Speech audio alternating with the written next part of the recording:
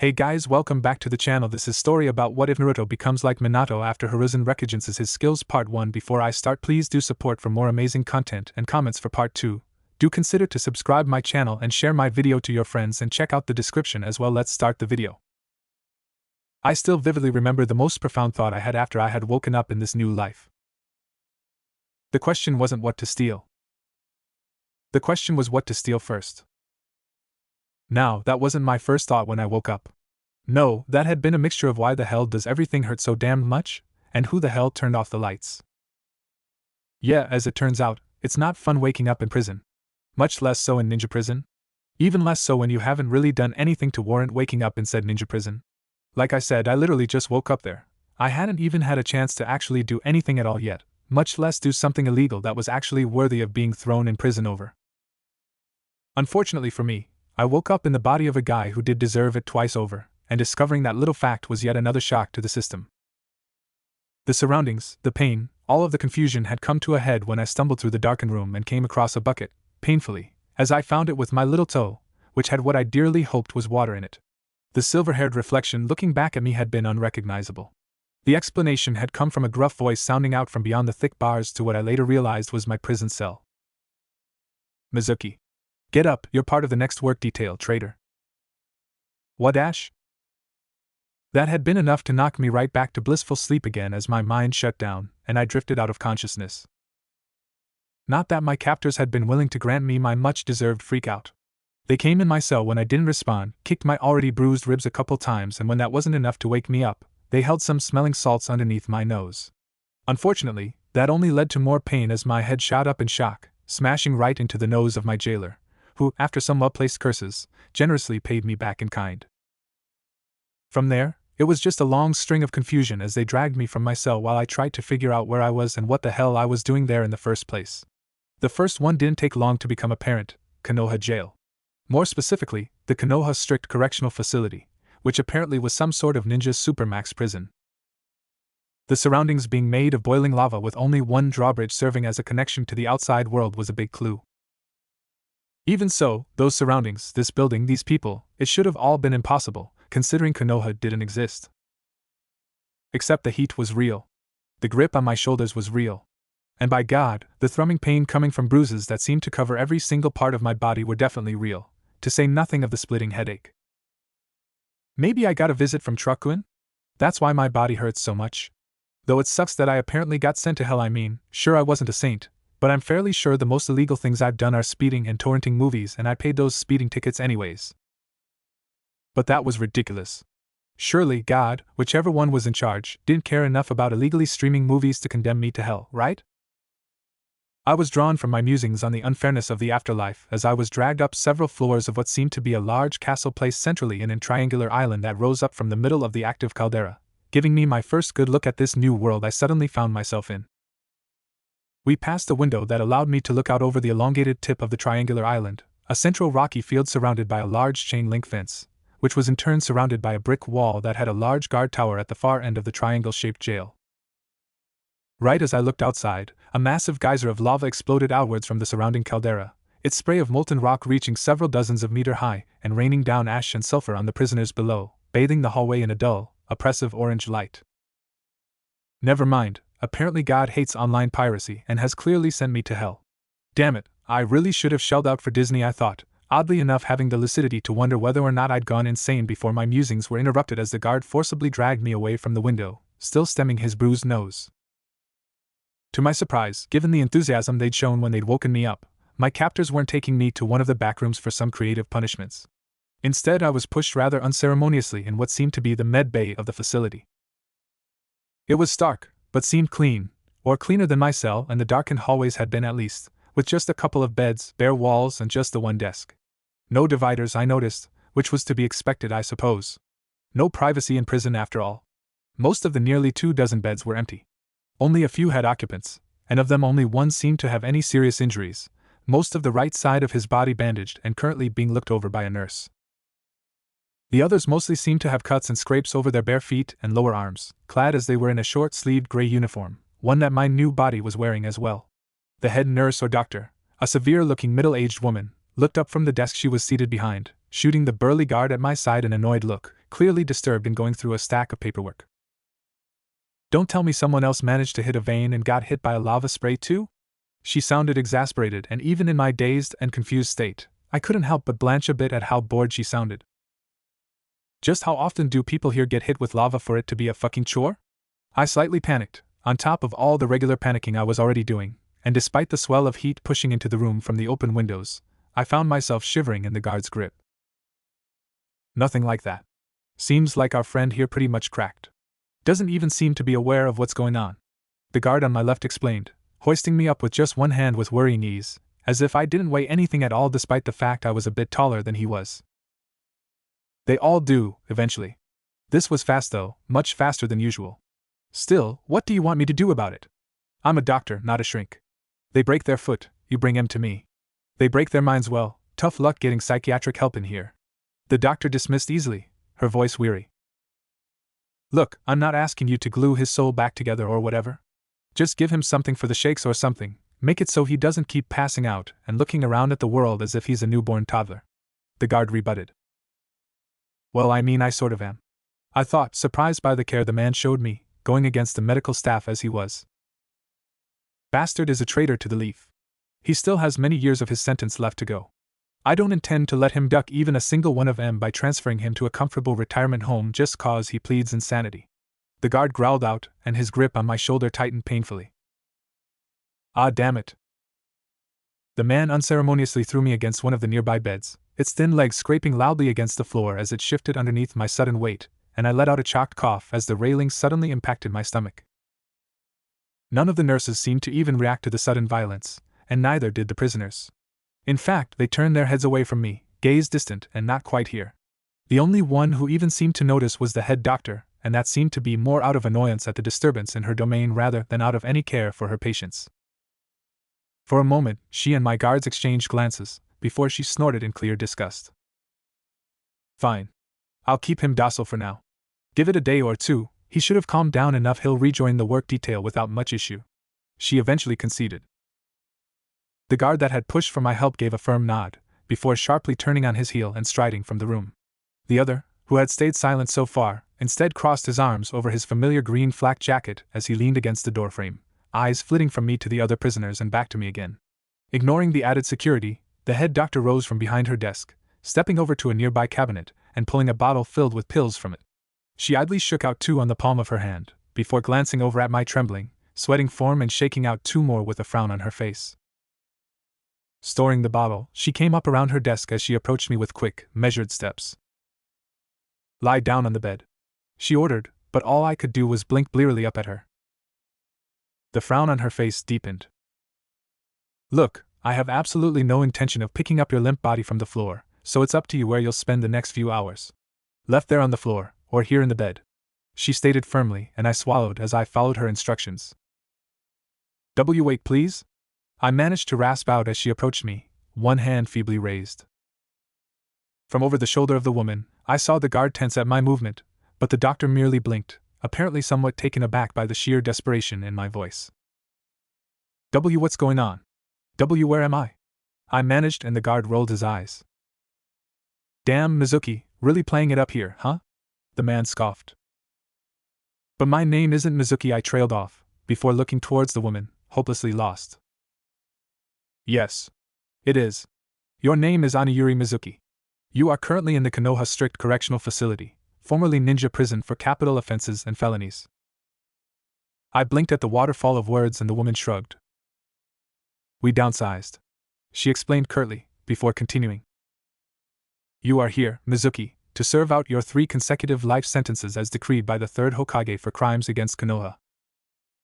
Ice filled my veins. Konoha? Hokage? What a life sentence? Why? I choked out instead. Being a traitor tends to rack up quite the punishment, the guard answered with a dark chuckle. Traitor? What? Each act of betrayal constitutes a life sentence. Your attempted theft of the scroll of sealing, which falls under selling state secrets of the village to outsiders. A quite ridiculously large number of them at that. Attempted murder of Chunin Yumino Irika, noted to be extra heinous considering you were comrades, and of Genin Uzumaki Naruto. and revealing Uzumaki's status as a Jinchuriki, which constitutes breaking an S-rank secret. By the way, that last one is also punishable by death, so in a manner of speaking, you got lucky getting a life sentence instead. The woman stated, though by now a deep frown was marring her face and she mostly seemed to be talking on autopilot. Most of her focus seemed to be on my expression as she fished a slim flashlight from the pocket of her white coat, shining the light in my eyes, checking my pupils. Meanwhile, I couldn't help but let out a strangled cough. Lucky? In a manner of speaking. The woman simply repeated, still frowning deeply as her slim fingers came up and began very delicately touching and prodding my head, mostly my temples and the base of my skull. You arrived yesterday, mostly a collection of cuts and bruises rather than an actual person, still quite out of it. Apparently, the Uzumaki brat and your comrade positively pounded you into the ground, stopping your betrayal. The woman muttered, voice lower now as she began seriously examining me. Heh. Serves the damned bastard right. Well, fuck you too. I'm not sure, the doctor said, drawing surprised looks from both me and the guard as she straightened, returning the flashlight to her pocket, before she glanced at the pills in her hand, shaking her head with a scoff. As she walked back towards the cabinet beside her desk, the guard pushed off the door frame, his stance confrontational. Wait, what? This bastard nearly severs his comrade's spine and you're not sure, dash? I do doubt the illegality of his actions, or disagree with the severity of the punishment. The doctor cut him off, returning the pills to their bottle, before retrieving a worryingly large needle instead. Then what the hell? Again the woman ignored him as she returned to my bedside, her eyes scarily intent and focused solely on my own. You really have no memory of your crimes, do you? No memory of arriving here? Slowly, I shook my head, a churning feeling in my gut worming its way up to set my lungs on fire and constrict my throat. Not trusting my words, I simply settled for shrugging helplessly, trying to ignore how tears were forming in my eyes, hot and heavy. Please, I don't know what's going on and nothing you've said, it doesn't make any sense. I just want to go home. Damn. You don't think he's faking? The guard interrupted, questioning the doctor who seemed to chew the question over for a moment. Maybe he is. Maybe he isn't. But considering the state of him, to say nothing of the shape he was found in, amnesia is definitely a distinct possibility. The damage to his body would be sufficient, and he's displaying all the classic symptoms. He could be faking those too. Maybe he is. Maybe he isn't. The woman simply stated again with a shrug. Then she lightly pushed on my chest and I couldn't suppress a wince as my entire ribcage flared with pain, crying out in protest. Still, it was all for naught, the slim hand pushing me down with deceptive ease. With sure movements born from experience, she lines the syringe up with a vein in my forearm, which I only now realized was covered in a massive tattoo. Like I said, I'm no psychiatrist. I can only state that his skull got rattled enough. Brain damage is a distinct possibility. You want to dig any deeper than that, get a Yamanaka in here. Alright, so what then? Just cause he can't remember it doesn't mean he didn't pull that shit in the first place. I don't know. I'll make a report, kick it up the chain. Considering who is involved in all of this, it might even be worthy enough to land on the Hokage's desk. In any case, we need to inform his fiancée. What the dash? My eyes, slowly being dragged shut by whatever drug the woman had just injected me with, flew wide open, and despite the protestations of my body, I flew half upright in the rickety bed, startling the guard enough he whipped a kunai from his equipment pouch. I have a fiancé? I spluttered, voice cracking, and both of them looked at me with surprised blinks. Alright, fair enough, so maybe he's not faking it. The guard conceded sheepily. My hospital visit had been 2 days ago. Not that I would have known if the staff hadn't informed me of the fact, considering it was hard to tell the time in here. The large central area, containing the various halls filled with cells, was wide and low and shockingly large, but also located underground and thus always concealed in a dark gloom, reddened by the volcanic glow coming from outside. The walls and floor were slick with condense, and whenever a door 2 floors up opened and closed, we could tell even all the way down here just by the terrible draft that seemed to steal away the warmth on your skin, sometimes even cutting through your flesh to bite into your bones. Still, we were grateful for it, considering the ever-present sweltering heat of the volcano below and around us, its heaviness enough to make it an almost physical weight resting on every single inch of your body, making the air difficult to drag into your lungs. Down here, it was tough, but outside in the workyard, it could be downright painful as the heat burned its way down your throat, parching and drying you with every breath. I wasn't surprised at how callous the doctor had been at the prospect of another prisoner losing his mind. In conditions like this, I wouldn't even be surprised if it happened to the occasional guard as well. I had heard no further updates on what had happened to the report she'd sent back to Konoha. At the very least, I had been given medical leave from the work detail in the yard until my injuries had healed somewhat, especially the ones to my skull. Still, despite my injuries, said leave only extended for a week.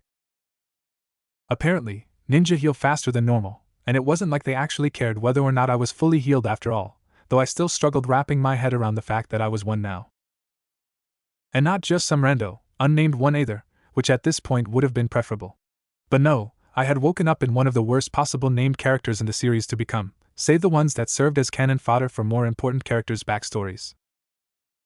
Oniyuri Mizuki, the first villain in one of the most popular anime series of all time. A one-note character mostly there to set the plot in motion and then tossed in jail and left to rot as the protagonist went off to better and bigger things, and better and bigger villains too.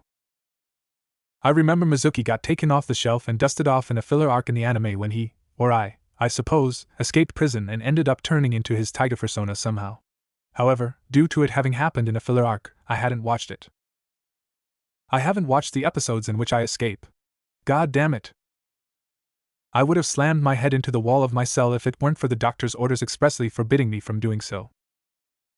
All I knew was that I would end up escaping by enlisting the help of the legendary Stupid Brothers, whoever those guys might be, get into a couple of fights, use a flawed prototype power-up I had apparently gotten from Orochimaru sometime in the past, and then I'd get my ass kicked and be sent right back to prison, this time for good.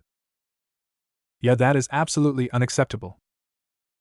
Waking up in this place was enough to last me for a lifetime, or two, technically. I didn't belong here and I'd be damned if they'd send me back in here for the remainder of my 3 consecutive life sentences. So, I had to plan, find a way to Shawshank my way out of this mess. What means did I have to get out of this place and then, what means did I have to stay out of this place? Like I said, I had heard nothing about the report on my amnesia that had been sent back to Konoha, so I couldn't rely on that. First, they'd have to actually believe that I had amnesia in the first place, or alternatively that I couldn't deal with the shame of my betrayal and had gone schizoid, disassociating myself from Mizuki and creating an entirely new personality, both of which were only partially true and the actual truth somehow seemed even more unbelievable. Then secondly, based on that they'd have to decide to renew the investigation, and then lastly they'd have to decide that, since it technically wasn't me, or the same mind, at least, that had committed the crimes, I shouldn't be put in jail for them and then set me free. Yeah, somehow I can't quite see a ninja village going through so many hoops, even if it was reputed to be the nicest one. So just being allowed to walk out of here was a pipe dream. What did I have instead? I may not have watched the actual episodes, but I did have a rough idea of how Mizuki had escaped originally. It had taken him a while, since I remembered that Sasuke had already left the village, so it was after the Konoha crush. So, it would have taken me about a year?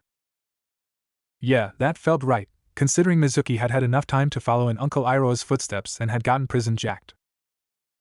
So, in a year, Mizuki had found enough intel and means in this place to manipulate the legendary Stupid Brothers in aiding in his escape. Even if I didn't know exactly how yet, that wasn't truly important at the moment, considering I apparently had roughly a year to figure it out. No, the important thing was that it served as a reminder and a motivator. Escape was possible. It was a canon event, or filler event, same difference. Not that I had ever attempted to escape prison before, but I had watched Shawshank Redemption enough times to know that motivation was half the battle in these sorts of things. Okay, so that was what the original Mizuki had had to work with. What did I bring to the table? A lot of knowledge about the outside world, future events even, but until I actually escaped to the outside world, its usefulness was diminished for now. However, perhaps more importantly than my outside knowledge, was my own personality. Yes, I now occupied Mizuki's body and thus had his skill set and powers, but I didn't share his goals or have his toxic personality.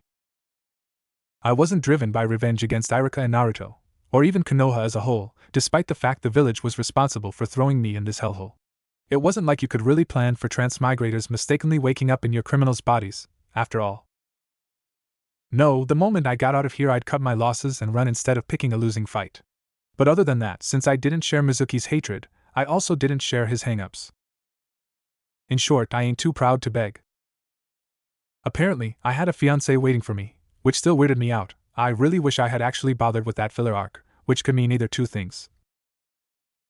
1. She was in on Mizuki being an evil son of a bitch, and thus would be willing to spring me from this joint. 2. She had been enamored with the carefully maintained front he had put up, the same one that had fooled Iruka and Naruto themselves for so long. I was leaning towards the latter, since I couldn't remember the fiancé actively breaking him out of prison or going against Konoha, but I could work with that. It had actually worked to my advantage, considering I doubt I could pull off being a manipulative, evil bastard in front of my potentially manipulative, evil fiancé. I just had to win back the confidence of the woman that Mizuki had managed to fool, and then see if I could convince her to smuggle me supplies or such. Which actually was very manipulative of me, but confined as I was to my jail cell, I tried to convince myself that at least it was for a worthier cause that the real Mizuki had been. In addition to the woman, I had my relationship with my victims/assaulters as well. Iruka and Naruto were both good guys, and Naruto especially was quick to forgive. I mean, he called the guy who murdered his parents and plunged the world into war the coolest guy. What's a little shuriken throwing and emotional damage compared to that, right? Right. Like I said, I ain't too proud to beg. I don't care how often I have to ask, cry, and plead for an audience with the kid, but I bet that if I had a heart-to-heart with the hero of this world, if I truly apologized, and why wouldn't I, considering Mizuki had been a right to him for no apparent reason, then the kid would put in a good word for me with his grandfather figure.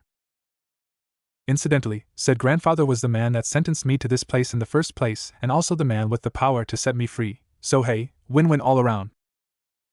Nodding, I went over my list drawn with mud on one of the slick walls of my cell, barely illuminated by the light spilling in from the open double doors that led to the large set of stairs placed centrally in the large prison hall. The appearance of the list was both comforting as well as disconcerting, considering it was written in kanji, which I definitely didn't know how to read or write in my previous life. That was a good indication that I could safely rely on the strong muscle memory and habits that this body had ingrained over the course of Mizuki's life, instead of needing to build everything from the ground up. Imagine trying to learn each individual hand seal and how they affected chakra from the midst of the darkened cell, or just how to hold a kunai or throw a punch. Okay, so what means do I currently have? 1. The legendary stupid brothers and whatever else Mizuki scrounged together for his original escape plan. 2. Mizuki's fiancé who's hopefully willing to help me out. 3. Begging for the chance to apologize to Iruka and Naruto and have their goodwill with the Hokage potentially reduce or lighten my sentence. A meager list, but that last part was an important one. It's difficult to escape a place that's on an isolated island in the middle of an active volcano with only one bridge leading to the outside world. Hell, just ask Fiona, considering it worked on her, and I don't think I can wait around for my very own Shrek to come and rescue me. However, a prisoner transfer, on its way through the thick forest of Fire Country all by its lonesome? Yeah, I like those odds much better. Despite how depressingly short the list was, realistically I couldn't really add anything to it until I figured out more about how Mizuki had escaped originally and whether or not his fiancée had been a victim or an accomplice of his. So, instead I smeared some more mud on my hands and began a second list. Because while my outside knowledge was a great motivator to let me know escape was indeed possible, I also knew that freedom wasn't guaranteed. All of my preparations would be for nothing if Naruto would just bow his head, clench his fist, mutter something about friendship and loneliness, bonus points for a flashback involving a swing, and then out of nowhere kick my ass with a Rasengan, no matter how badly I had been beating him beforehand. Plot doesn't care about a battle, it just cares about the win, and it most definitely wasn't on my side. Which meant, first order of business, right at the top of my list in all caps and bold. 1. Do not fucking fight Naruto. Like I said, I didn't care about getting revenge on the kid like Mizuki had. No use in getting even with teenagers when it was my freedom on the line here. No, if I had to escape this place, I'd dip first chance I got. Run far, far away from here. That, of course, led to the logical question of where I'd be running off to. One of the other major villages? I'd still come in as a traitor, and I didn't have much to offer. That one guy that defected to AIM and let Ibiki's little brother take the blame had to bring the second Hokage's lightsaber with him as a bargaining chip to be made Jonin there. If Mizuki had actually succeeded in stealing the scroll, I might have more of an inroad with the other villages, but then again, if he had succeeded, I wouldn't be stuck in this cell. On the other hand, he'd have gone running straight to Orochimaru with it instead, and to be honest, I think I prefer the active volcano to that creepy snake guy. Besides, being a part of an enemy village, especially Sound or Sand, had a high chance of contradicting Rule 1, by bringing me into conflict with Konoha and thus, potentially, with one Uzumaki Naruto. Becoming part of an allied village, like Taki, or one of the numerous small ones that briefly showed up in various filler arcs. No confrontation, but also no guarantee they wouldn't just hand my ass wrapped on a silver platter back to Konoha, so that was out too. No, Mizuki might have had all the wrong reasons, but he hadn't had the wrong idea, not per se. I needed power. Screw trading scrolls, secrets, or ancient weapons. The bargaining chip that would make a village see me as an asset worthy enough to keep out of Konoha's clutches would have to be myself. And thus, in the darkness of my prison cell, mud coating the palms of my hands, my profound insight came to me. It's not a question of what to steal, just a matter of what to steal first. As far as moments of enlightenment go, it doesn't compare to sitting underneath a nice tree in a sunny glade somewhere and achieving nirvana, but the end result would probably be somewhat similar. If I actually manage to get my hands on useful power-ups, that is, ones that won't end up crippling me like Orochimaru's prototype seal would. Here, my outside knowledge was more useful, if still purely theoretical. Now then, considering I'm the main character of a filler arc, that means it's safe to assume the others exist in this world as well. Most of them take place in minor countries that are never mentioned again afterwards, mostly because there's assassinated daimyos and princess in distress. Actually, come to think of it, considering how often Naruto ends up saving a princess in those arcs and in the movies, being a noble is a ridiculously dangerous profession in a world where there's a hero with something to prove. Still, that left a bunch of secrets, weapons and hidden places of power lying around the continent, if you knew where to look. Let's see, now that guy would kick my ass if I showed my face in the same village that source of power was sealed. That guy might work, but he's literally from another continent, and won't show up for at least a year. Genuinely have no clue where to even go looking for that one, to be honest. Plot point after plot point, arc after arc, villain after villain was examined in as much detail as I could remember, before either being rejected outright, or placed in a timeline as best as I could piece together. Some overlapped, some strengthened each other, and some made others obsolete, so I kept shifting and working on the list until I had something that seemed like a logical series of steps, based on location, timeline, and compatibility. Considering how early in the series it still was, it was extremely tempting to go get the weapon of the villain that had succeeded Mizuki as the second villain Naruto faced. Zabuza's sword was just sitting there, completely unguarded, and it was a small miracle, and a testament to just how insignificant Wave was as a country in the wider scheme of things, that it had remained there for several years in canon, especially since the hidden Mist Village had been looking for it.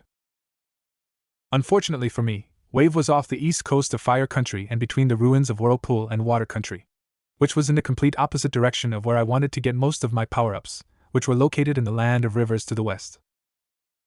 There was a surprisingly large amount of powerful stuff currently available in the medium-sized country, especially considering how small its ninja population and overall plot importance was, which had done a lot to sway my list. Unfortunately, I had to deal with the sometimes funky timeline of Naruto, especially its fillers, but if it worked as a hideout for so many other powerful ninja to remain unnoticed by the great nations, then it could shelter me for a while as well while I bided my time.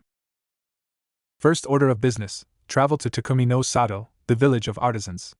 Not that I knew exactly where in the land of rivers the small village of weapon forgers was located, but I figured that I could travel roughly in its direction, and once I crossed the border, I'd try and get my hands on a proper map. Why that particular village first?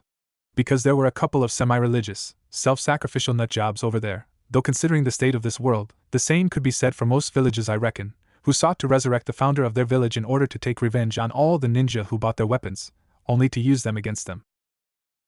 Which, fair enough, they did get screwed, but I wasn't really interested in their resurrection scheme, only in how they intended to complete it. The four celestial symbols men, which ironically had one woman on its roster, used a variety of weapons that had special abilities and could be combined into a more powerful form.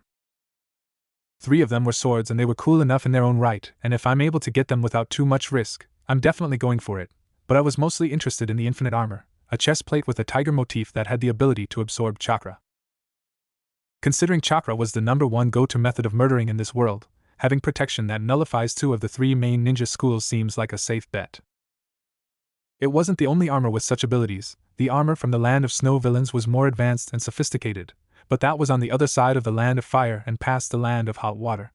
Besides, the infinite armor, while less durable than the snow chakra armor, had one major benefit compared to its more modern counterpart. It could absorb chakra to heal the injuries and strengthen the body of the wearer, which played exceptionally well with the 2 other items at the top of my list, the first being the Stone of Jello. Now this one would be a bit trickier to track down, for several reasons. The first was, it wasn't here yet. Sure, the main source of the miracle stone was, but that was hidden away, and even if I could convince the one person on this continent who knew its secret location to take me there, access to the power itself was still locked away by royal blood, which I obviously did not have. Which meant I had to wait until the descendants of that royal line would return to this continent, which would only happen after Sasuke had already left the village, which would only be in a year or so. Not a total disaster, if I can keep my head down for that time, as it would give me the opportunity to get used to the infinite armor and hone my skills, especially with any of the other Takumi-forged weaponry should I be able to grab them as well. The arrival of Temujin and his people from that mysterious other continent at least gave me a clue on where to start looking for the source of the Jello Stone, as they first attacked Asuna Beach, one in an area close enough that Shikamaru, Sakura and Naruto were nearby on their own mission.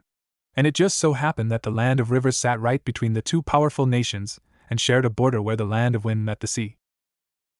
So I had a little under a year to go over the area with a fine-tooth comb, wait out the arrival of Temujin and the gaslighting, grooming bastard Hato, who killed his parents and then took him under his wing by brainwashing him into seeing him as a worthy parental figure, which actually happens disturbingly often, come to think of it, when they launched their opening attack on Suna.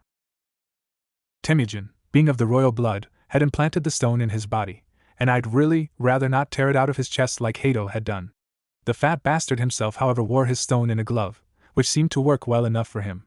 Coming from a continent where chakra was completely unknown, I was counting on the fact that Hato and his crew were completely unused to battling shinobi and especially ill-equipped to deal with genjutsu. It shouldn't be too hard to liberate the glove from the man's hand, or liberate the hand from man instead if need be, without them being any the wiser. Implant the stone in the infinite armor, and that's practical immortality right there, baby. Or at the very least one hell of a healing factor. The stone would work better if it could absorb more life energy straight from the source of the vein, but that also risked blowing up half the continent, so that was only an option if I had completely dismantled Hato's operation and unfucked Temujin's brainwashing. Still, an immortal body didn't make you invincible, it just meant other could beat you up longer.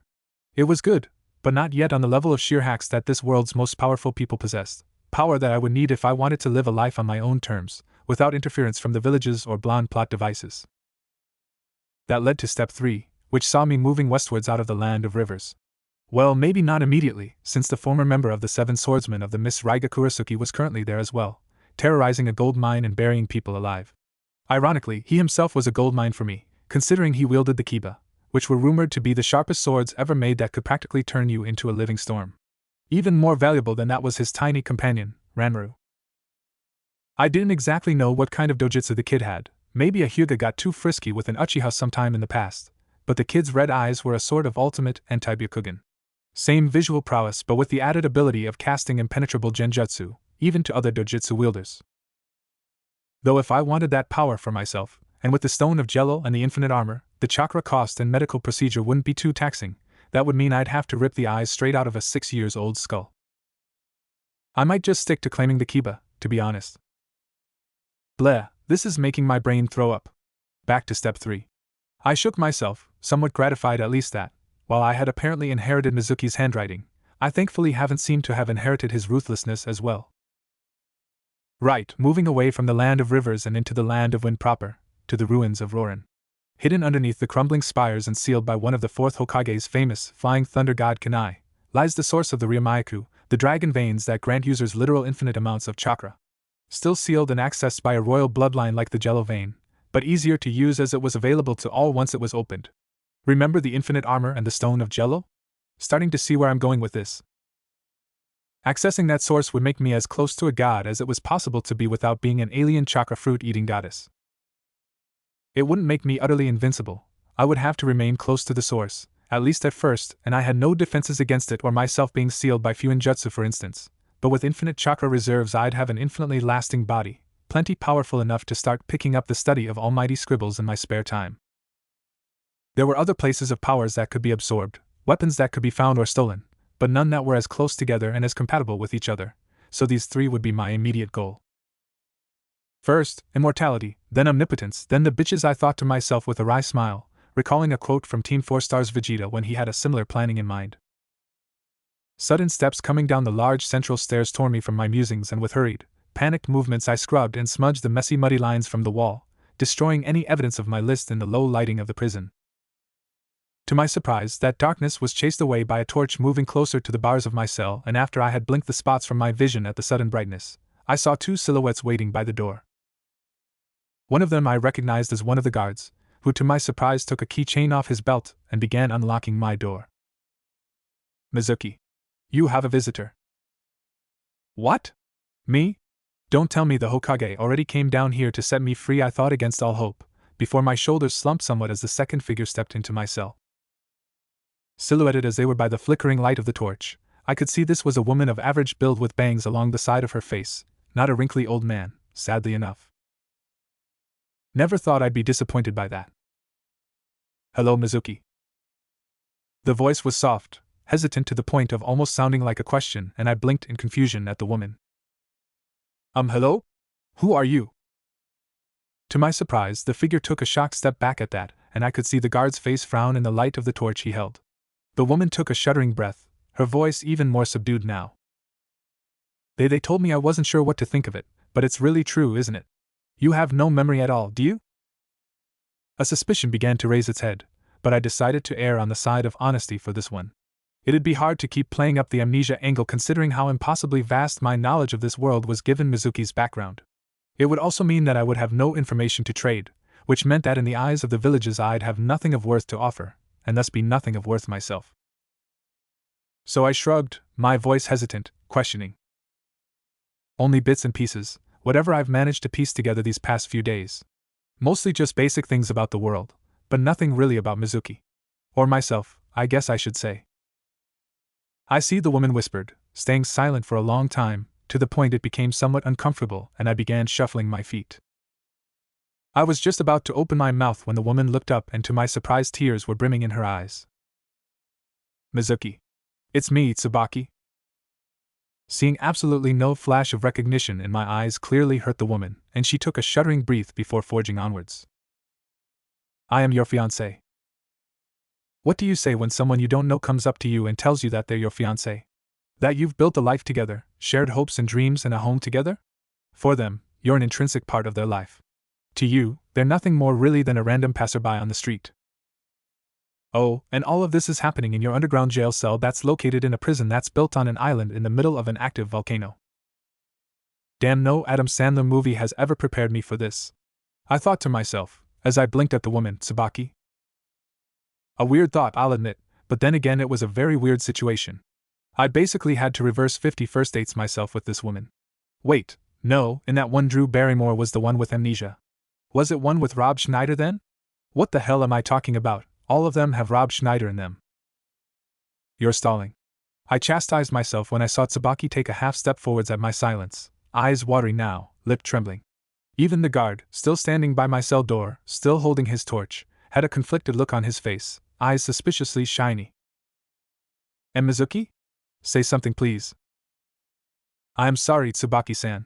They did tell me that I had a fiancé back in Konoha. But I'm very sorry to tell you I don't remember you. You don't look familiar to me at all, I said, my voice as gentle as I can make it while dropping the bombshell. It was even the truth, the whole truth and nothing but the truth, Your Honor, considering I hadn't watched the filler arc in which she was introduced. I couldn't even recall her picture coming up on Mizuki's wiki page either, and if it had, it might have, I dunno. It's been several decades since that arc had aired after all. Her picture had been somewhat overshadowed by the sight of my future tiger form.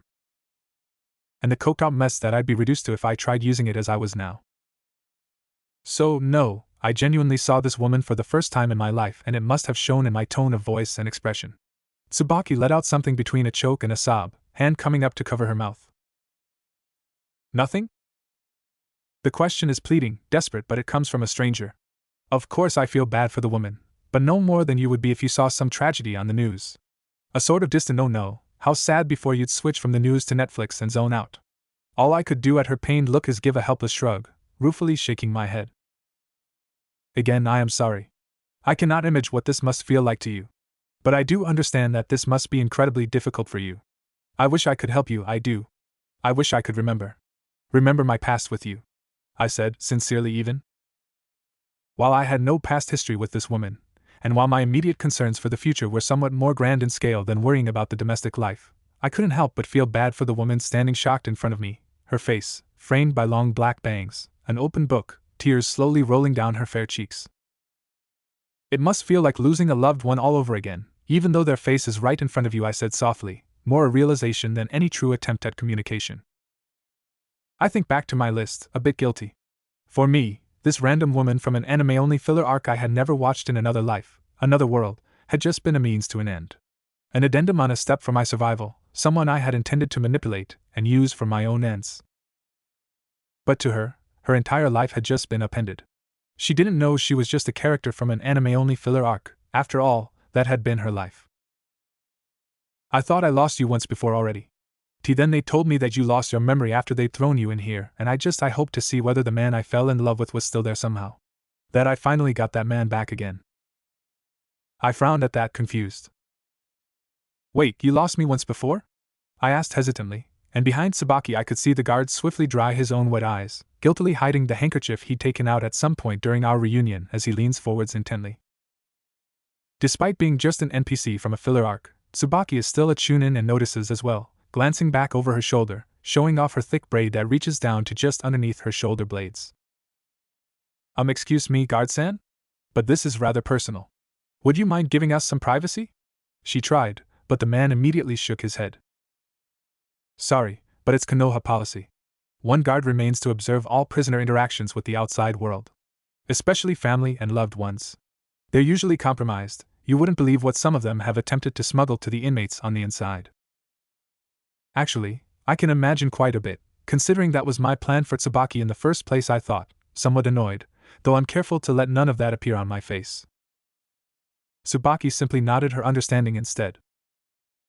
I see. It cannot be helped, I suppose, Mizuki. She started off, hesitantly, walking over to the cot in my cell and sitting down, her halting speech cut off by the ridiculously loud groaning of rusted springs, and she gives the bed a somewhat incredulous look. I glanced in the guard's direction with a raised brow, and the man rubbed his neck, somewhat embarrassed. Well, I suppose there's nothing in Konoha's policy that dictates visits have to take place within the prisoner's cell. Come on up. We probably have a free room somewhere upstairs. Get you some proper chairs at least. He conceded, and Tsubaki gratefully rose from the ratty bedsheets. She easily stepped out of my cell, but before I could follow, the guard fished a set of cuffs from his flak jacket. Sorry, it's just. Let me guess, Konoha policy? I interrupted, and I couldn't help but roll my eyes. Exactly what do they think I got planned anyways? Do they really think I'm that desperate that I'd make an attempt on his equipment pouch, steal a kunai off him, incapacitate both him and Tsubaki somehow, and then fight my way to freedom past all the guards with just a knife in hand? I mean, never mind that was literally my first plan. I've got a better one now anyways. Besides, I'm not that desperate yet. Shrugging, I easily offered my hands to the man so he could chain me, though I catch the way that Tsubaki's eyes lock in on the large tattoo on my right forearm, a sort of abstract, almost cyberpunk-like skull motif. It's a surprisingly pained look, frustration and sadness visible in equal measure, and I can tell there's a story there. It's such a strange thought, but she's probably more familiar with the history of this body than I am. She's known it for years, after all, seen every scar and every mark. I've only been wearing it for 2 days. I mean, I still don't even recognize my reflection whenever I see it.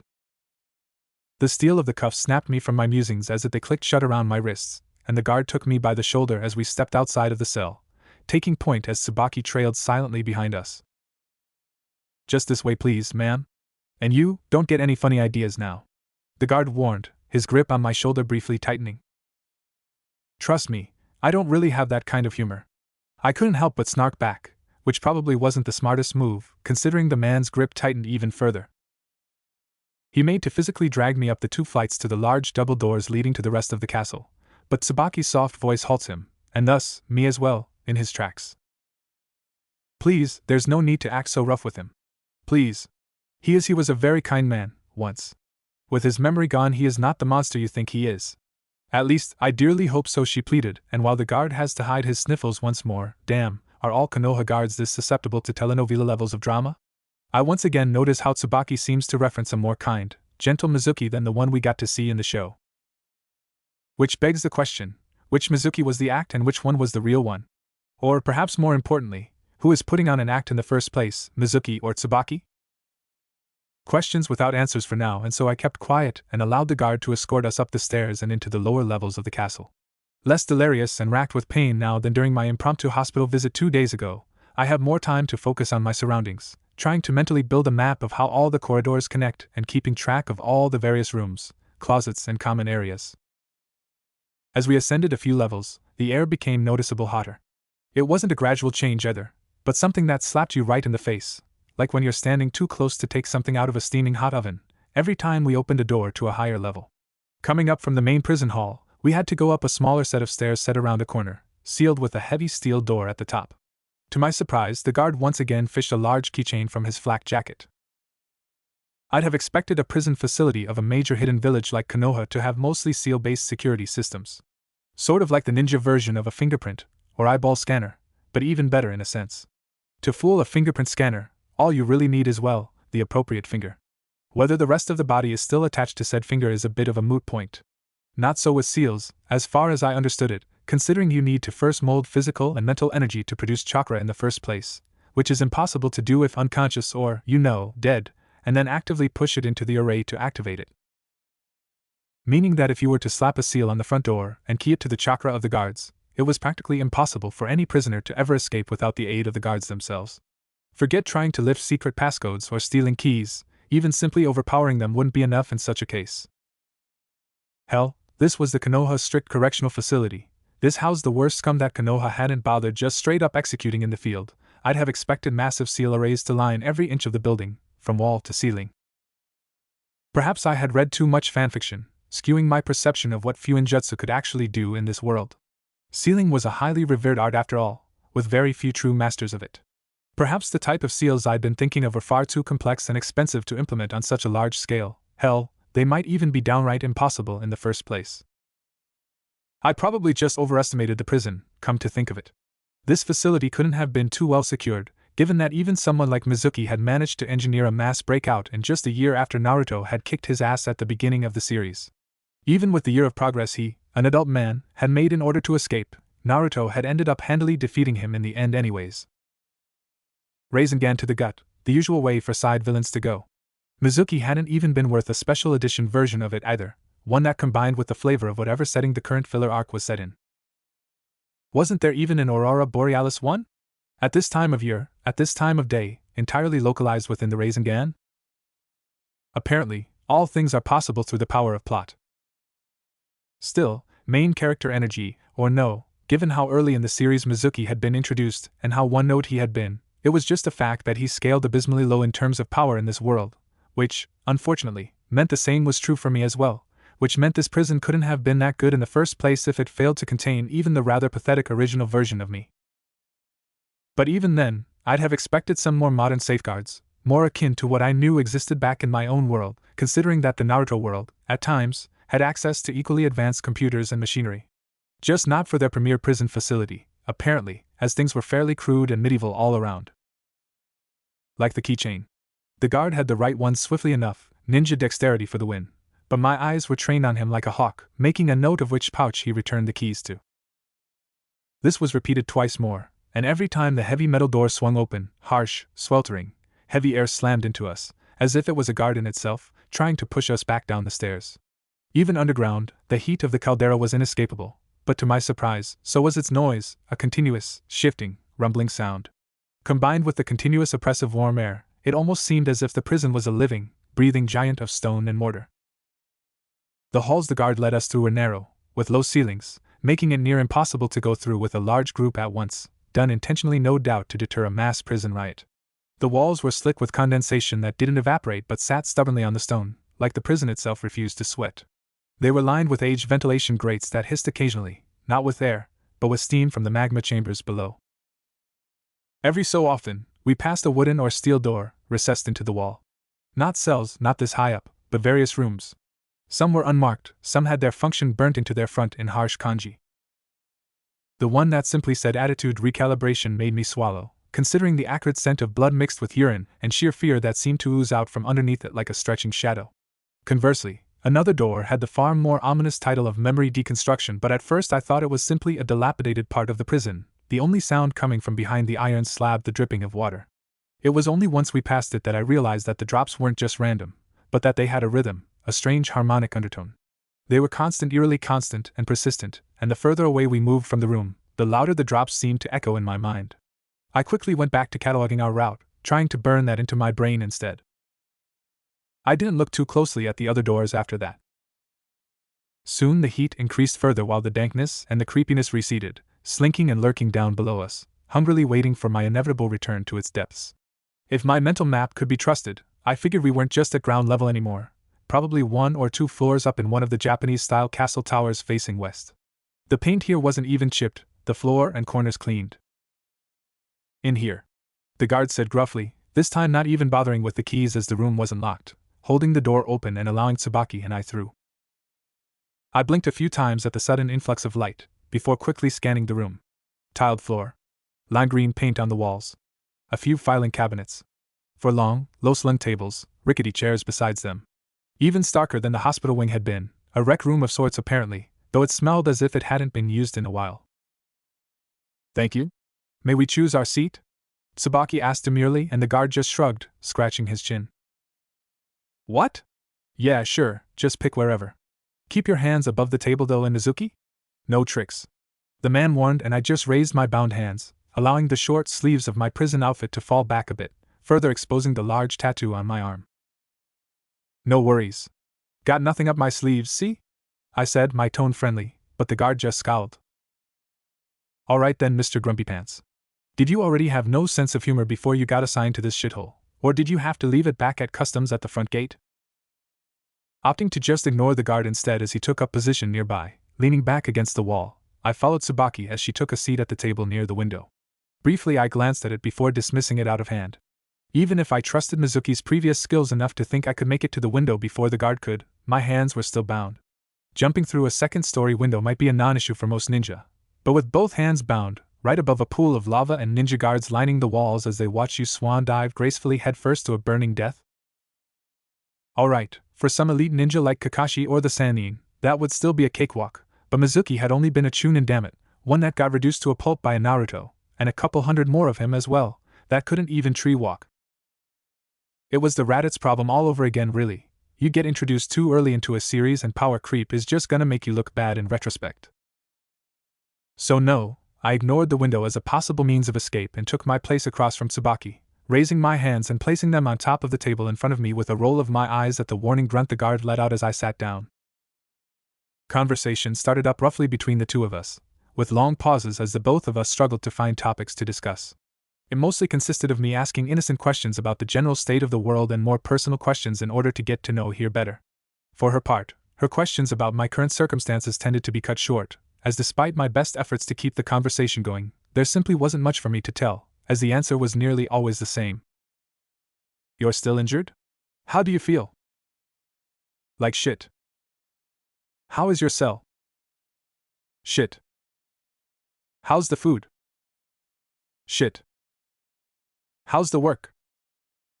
I'll let you figure that one out by yourself. Point is, conversation proved to be painful and halting, and it didn't take too long for it to peter out completely, the both of us at a loss for something to discuss. For a moment, the two of us just looked at each other, before I decided to just bite the bullet, or shuriken, as the case may be, and cleared my throat. Tsubaki-san. I truly appreciate that you've come to visit me, and as I've mentioned before, I'm sorry I can't remember our past together. However, if there's anything I can do to aid you, please, don't hesitate to mention it. I chuckled self-consciously, trying to rub at the back of my head, though my bound wrists made it look a bit awkward. Though obviously my aid is limited given my current position. I lightly joked, but Tsubaki just kept staring at me with her dark eyes, intently studying my face. Crap, am I acting too different from the original Mizuki? Wait, shouldn't that be a good thing though? Really act up the amnesia angle? Man, I'd be so shit at being a professional ninja. I'm nowhere near sociopathic enough to lie properly as one. If only I'd been a politician in my past life. Tsubaki-san? I prodded, and the woman blinked a few times, a slight blush on her cheeks as she realized how she had been staring. I am sorry. It's been so long since I've seen you act like this. It's not exactly the same, but the kindness, the gentleness for so long, I was afraid you'd lost that forever. That I'd lost you forever. I frowned at her confession and leaned a bit more forwards in my chair. Tsubaki-san, if you don't mind my asking, this is the second time now you've implied that you lost Mizuki. Lost me before the incident with Yumino Irika and Uzumaki Naruto. I was wondering what you meant by that. Did I change somehow? I questioned, and from the corner of my eye, I could see Mr. Grumpypants shift a bit forwards as well, still leaning against the wall as he was. Tsubaki remained silent for a moment, before giving a shaky nod. We first met in the academy. I'm not sure you were even aware of who I was at the time though. Then we ended up in different genin teams and drifted even further apart, only meeting occasionally. But then you, Yumino-san and I all made chunin roughly at the same time. We started doing more and more missions together. I still hadn't really gotten over my childish crush from before, and I was so happy when it seemed like you were finally starting to notice. Oh, so we're going all the way to the beginning then? Okay, might as well, I need to know my own backstory after all. Tsubaki's smile was wistful as she continued, so caught up in her memories she didn't even spot how Mr. Grumpypants had taken out his handkerchief again, stemming the flow of tears from his eyes as he quietly sniffles, still in his spot against the wall. Get yourself together, man. No wonder I managed to escape in the future if this is what counts for professionalism around here. Have some pride in your work. It wasn't long after that we started going on dates. I thought I couldn't be happier, but then one day, you took me beyond the walls, to a nearby hill overlooking our village. You had secretly built a small homestead for us, complete with gardens and a wonderful view of our home. You asked me to marry me there, to build a life together in our own little corner of the world. He built a house for her outside the village walls? More like he built it to cover his ass and serve as an easy escape route. Which makes him a for lying about it like that, but for now, it's something that works to my advantage. At least guess that makes both of us Mizukis, huh? I built a home for you. Wow. You must have made quite the impression on me, I said with a lopsided smile, and Tsubaki let out a teary little laugh, before going quiet. Slowly, her expression turned sadder, and she began fiddling her thumbs. We were happy there. For a little while at least. But then you came back from an awful mission. You had lost a teammate to a terrible injury on your way back from retrieving important documents. Wait, I think I remember reading about that. Didn't I? Oh, right, the guy got stabbed in the leg or something and Mizuki straight up strangled him. Damn. Not seeing the way my face suddenly blanched, Tsubaki continued, tears in her eyes now. At first I thought the loss of a comrade was bad enough for you to deal with. But then it started an investigation and your promotion to academy instructor was frozen. You became so cold and angry. At everyone, at Konoha, even me, but especially at Yumino Irika, who had been promoted before you. It was around that time that you suddenly got that. Tsubaki finished, her voice surprisingly strong as she looked at the tattoo on my arm with a deep scowl. This? I questioned, lifting my arm and taking a closer look at the various ducts and slots that were placed strategically within the skull motif. I mean, I guess I dealt with my emotional turmoil by getting a tattoo? I questioned hesitantly. I mean, people definitely had gotten worse designs for worse reasons after all, but Tsubaki just shook her head, her expression grim, and I catch the way her dark eyes flit over towards the intrigued-looking guard. It's not a tattoo, Mizuki. It's a seal. A seal? Right, then this must be what gave him me my tiger form in the future. But then dash. It's a seal placed on you by Orochimaru, she said, and the guard practically slid down the wall in shock as I looked at her with wide eyes. Wait, what? Wait, what? The guard exclaimed as he worked his way back to his feet, but Tsubaki remained oddly, eerily calm.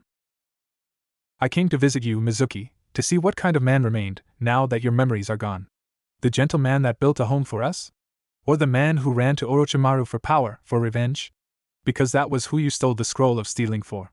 Because of a man like that, because of the promises he made you, you are now here in prison. And you knew? Yes. You told me that night. Tried to convince me to leave with you, accompany you to Orochimaru's hideout. I refused you, begged and begged you to see the error of your ways. To abandon this dark path you had set yourself on. But I loved you too much, was too afraid of what Konoha would do to you, to alert the authorities. So I kept quiet as you packed your bags, hoping you'd come to your senses. I kept quiet when you didn't come home after work and kept quiet when the alarm was sounded later in the night.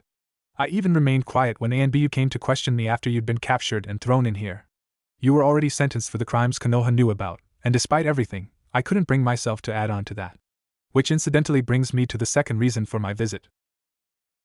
With that, she pushed back her chair, stood up and boldly approached the still baffled-looking guard, his mouth gaping wide open, and she calmly extended both wrists to him. Guard-san. I hereby wish to turn myself in for withholding vital information from my superiors in addition to sheltering an enemy of the state. Both the guard and I remained frozen in our spots as we stared at the woman who I could only assume has gone utterly mad with grief. I need to get someone higher up involved with this. Just stay here. Please? The guard muttered haltingly, fishing out a second pair of cuffs and slipping them over Tsubaki's slim wrists before scratching his head, moving out of the room in a slight daze. Man, my paycheck definitely isn't large enough to deal with this shit, he said to himself under his breath.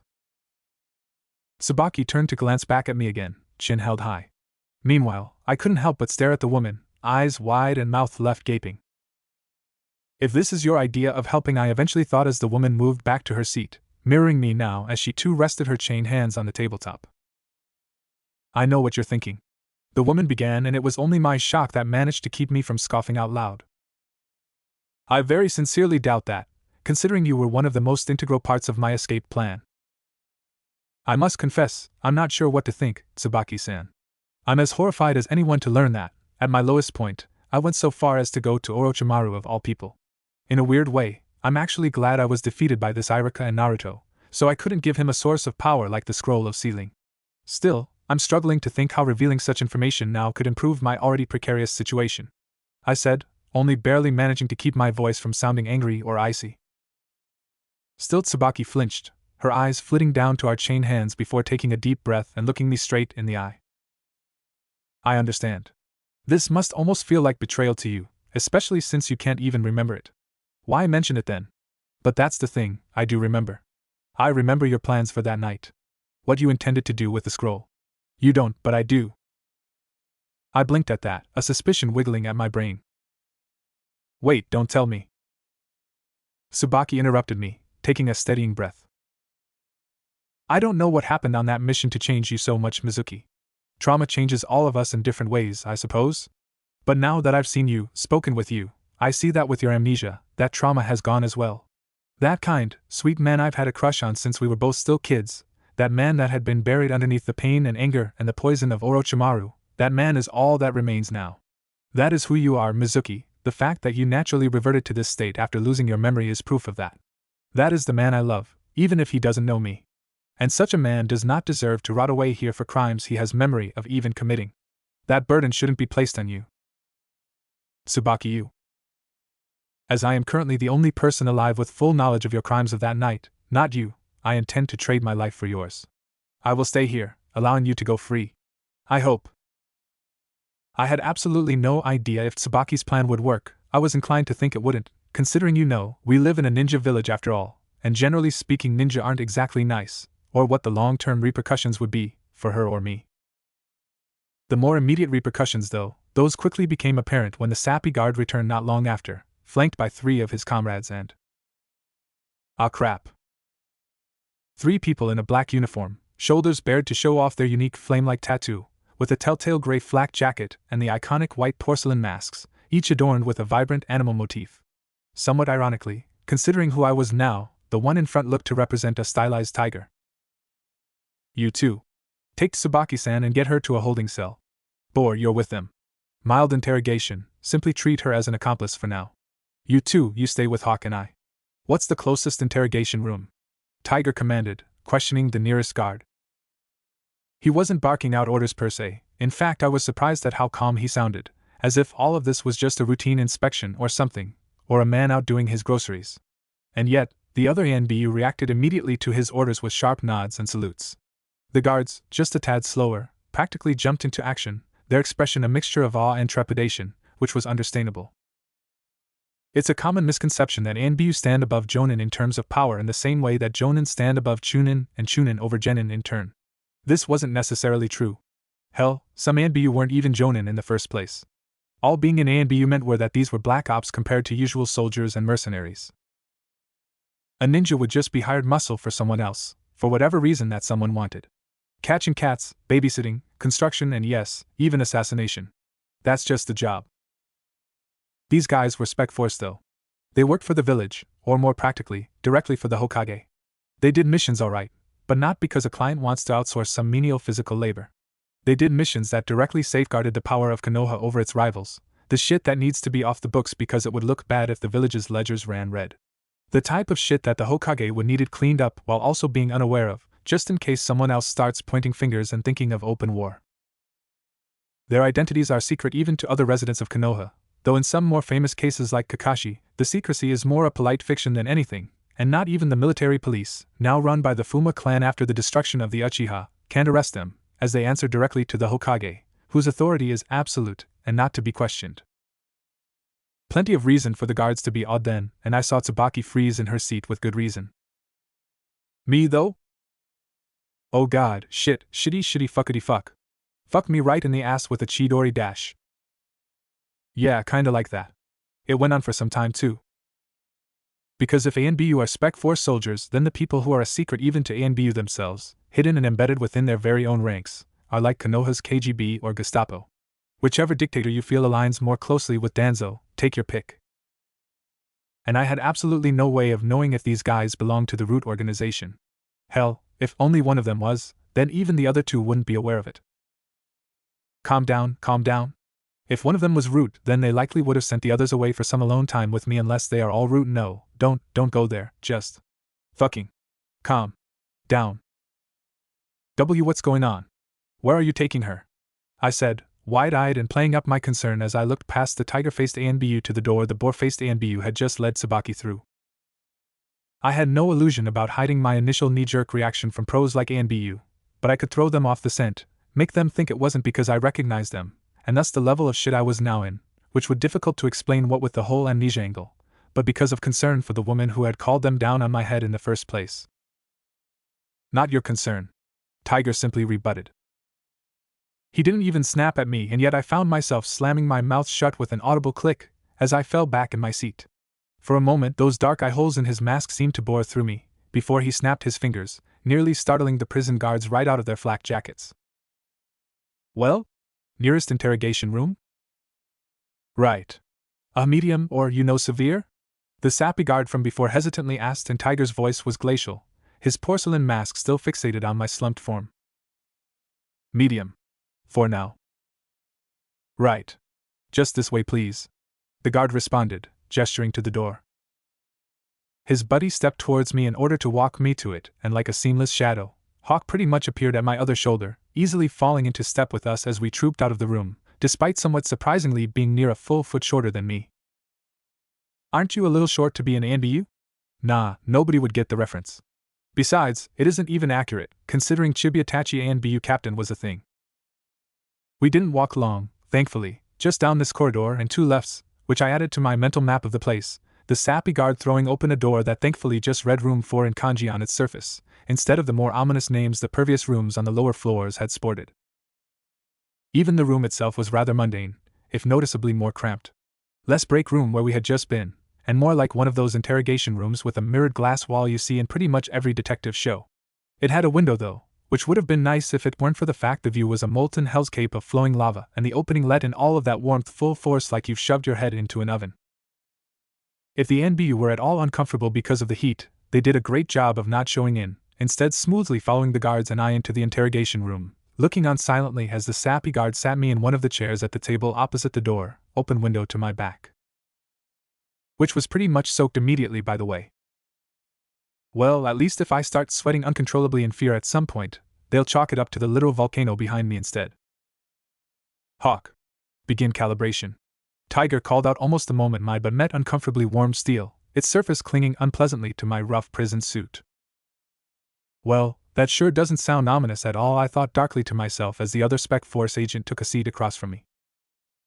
The prison guards, clearly feeling a bit out of their depth, settled for taking up perimeter positions around me, one by the door and one by the window, cutting off any means of escape, clearly not realizing that the biggest deterrent to freedom was casually strolling towards the long end of the table, folding his arms over his gray flak jacket and his tiger mask absolutely still as it remained trained on Hawk and I. Without preamble, the other NBU stuck their right hand out towards me, holding it palm up. Place your left hand in mine, came the dry command, and I was somewhat surprised to hear it was a woman's voice. I did what I was told when Hawk shifted her grip suddenly, hand snapping further up so her index and middle fingers were pressing tightly, almost painfully, in the underside of my wrist, and I couldn't suppress a flinch. Right hand. Palm up. Somewhat wary now, I again followed her orders. This time I was a bit more prepared for her strong grip, her left hand over my right so that her thumb was held tightly over my upturned wrist. For an oddly long second we just sat there, hand in hand, before Hawk spoke again, voice soft but surprisingly clear coming from behind the porcelain. State your name, age, and shinobi registration number. What? Answered the question. Came the immediate, almost whip-like response, and I flinched hard when her grip briefly turned to steel, digging sharply into my skin. My eyes flitted over towards Tiger, but the tall ANBU remained as still as a statue, eye holes of his mask still laser-focused on me, as if ready to pounce within the blink of an eye. State your name, age, and shinobi registration number. Came the command again, and I swallowed, throat dry. My name is Aniyuri Mizuki. I don't know exactly how old I am. Late 20s, I'm guessing? Shinobi registration number, absolutely no clue. I said, trying to keep my expression neutral and voice serious, doing everything in my power to not come across as flippant. Something tells me A and B don't exactly have flippant in their dictionary, unless it's listed as a synonym for flaying alive. If the ANBU are taken off guard by my response to the simple question, they show no signs of it. Those expressionless masks help a ton, no doubt, Tiger's voice sounding out cool, calm, and collected. Aniyuri Mizuki. Age 27. Ninja registration number 011141. I blink at the sudden information, before the pressure on my wrists again sharpens for a second and my eyes are forcefully dragged back to Hawk's mask. State your name, age, and shinobi registration number. W-. This time I didn't even get the chance to finish the question. The grip around my wrist tightens, hard, far more painful than before, though it leaves as abruptly as it arrives, no more than half a second.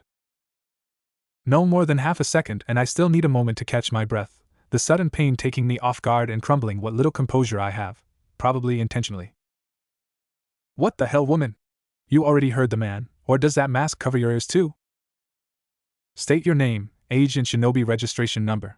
Came the command again, and I can already tell this little sentence is gonna keep rattling around my brain for the nights to come, like a mantra. Thankfully for my wrists, I'm a quick learner. Aniyuri Mizuki. I'm 27. My registration number is 011141. I say, and I find myself automatically focusing on enunciating clearly. Don't want the scary ANBU lady missing one of my answers and abusing my poor wrists again. Somewhat to my surprise, the pain doesn't come this time. Instead, Hawk remains absolutely still for several seconds. It's Tiger that's the first to move between the three of us, his mask shifting ever so slightly towards his fellow ANBU. Well? Truth. Hawk immediately responds and I blink. Right, so she's a living lie detector of sorts. Is she just reading my biometrics, or is this ninjutsu? Perhaps even genjutsu? Because if she is using biometrics, well, I know those can be fooled at least. I thought to myself, before my own mind immediately pointed out the flaw in my thinking. Sure they can, but do you know how to fool them? More importantly, do you think you can fool her? Crap. Continue calibration. Tiger ordered, his mask again turning in my direction. Hawk didn't even so much as nod, instead launching directly into her next question. Name of parents? I don't know. Behind me I could hear the guard standing by the window face palm, and I saw Tiger shift minutely. Hawk. Situational questions only. This time, the response from Hawk took a second longer, and she bowed her head in acknowledgement. What is this facility called? A jail? Another bone-crushing grip on my wrists, another facepalm, this time from the sappy guard by the door. Name of facility. Hawk pressed, the first slip of emotion in her voice this time, exasperation. All right. Konoha Strict Correctional Facility, formerly ninja prison for capital offenses and felonies. They downsized. Truth. This went on for a surprisingly exhaustive time. The questions were incredibly mundane to the point I almost felt like I was being treated as a toddler instead of a traitor. Questions like what did you have for breakfast today, and are you currently wearing a short-sleeved or long-sleeved shirt, one fired off almost immediately after I had just finished answering the previous one, and despite their simplicity, I quick began to feel wrung out. Either establishing a baseline took longer than I thought, or they were just waiting for me to weaken psychologically, because once I got to that point, feeling tired and oddly empty with the beginnings of a headache blooming behind my eyes, the questions began to shift in intensity, and not subtly either. What color is your hair? A sort of silvery gray. Do you intend to destroy Konoha? What? Pain. Again. God damn it, woman, leave my wrists alone. I feel like my hands are gonna fall off at this point. Do you intend to destroy Konoha? No, of course not. I could see that Hawk wanted to immediately continue with the next question, but surprisingly Tiger moved from his position for the first time since the interrogation started, taking a seat next to his fellow ANBU. Well?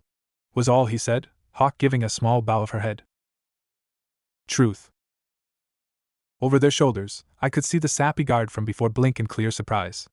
If Tiger shared his disbelief, he didn't show it, his body language revealing as little as his porcelain mask did. All he did was lean slightly forwards in his seat. Elaborate. Elaborate? I mean, why would I want to? I blinked in genuine confusion. I was even being honest.